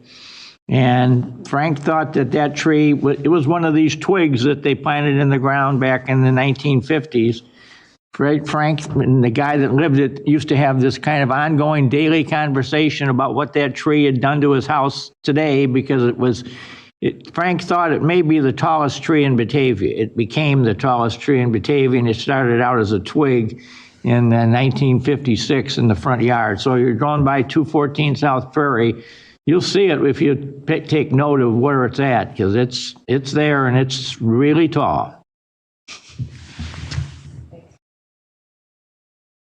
There are no others. I'll look for a motion for adjournment. So moved. Second. All those in favor? Aye. All right. And I went past 10 o'clock. We lived on Jefferson Court forever. He kept all his trucks in that lot down there on South Jefferson. Sure, that's about the house that I grew up in. son and daughter who inherited it, now they're gonna be That's selling awesome. lots. One was my sister's and one was mine. I tried to drive over mine with the tractor, but it didn't die. So it's still there. At least I think it's still in the backyard.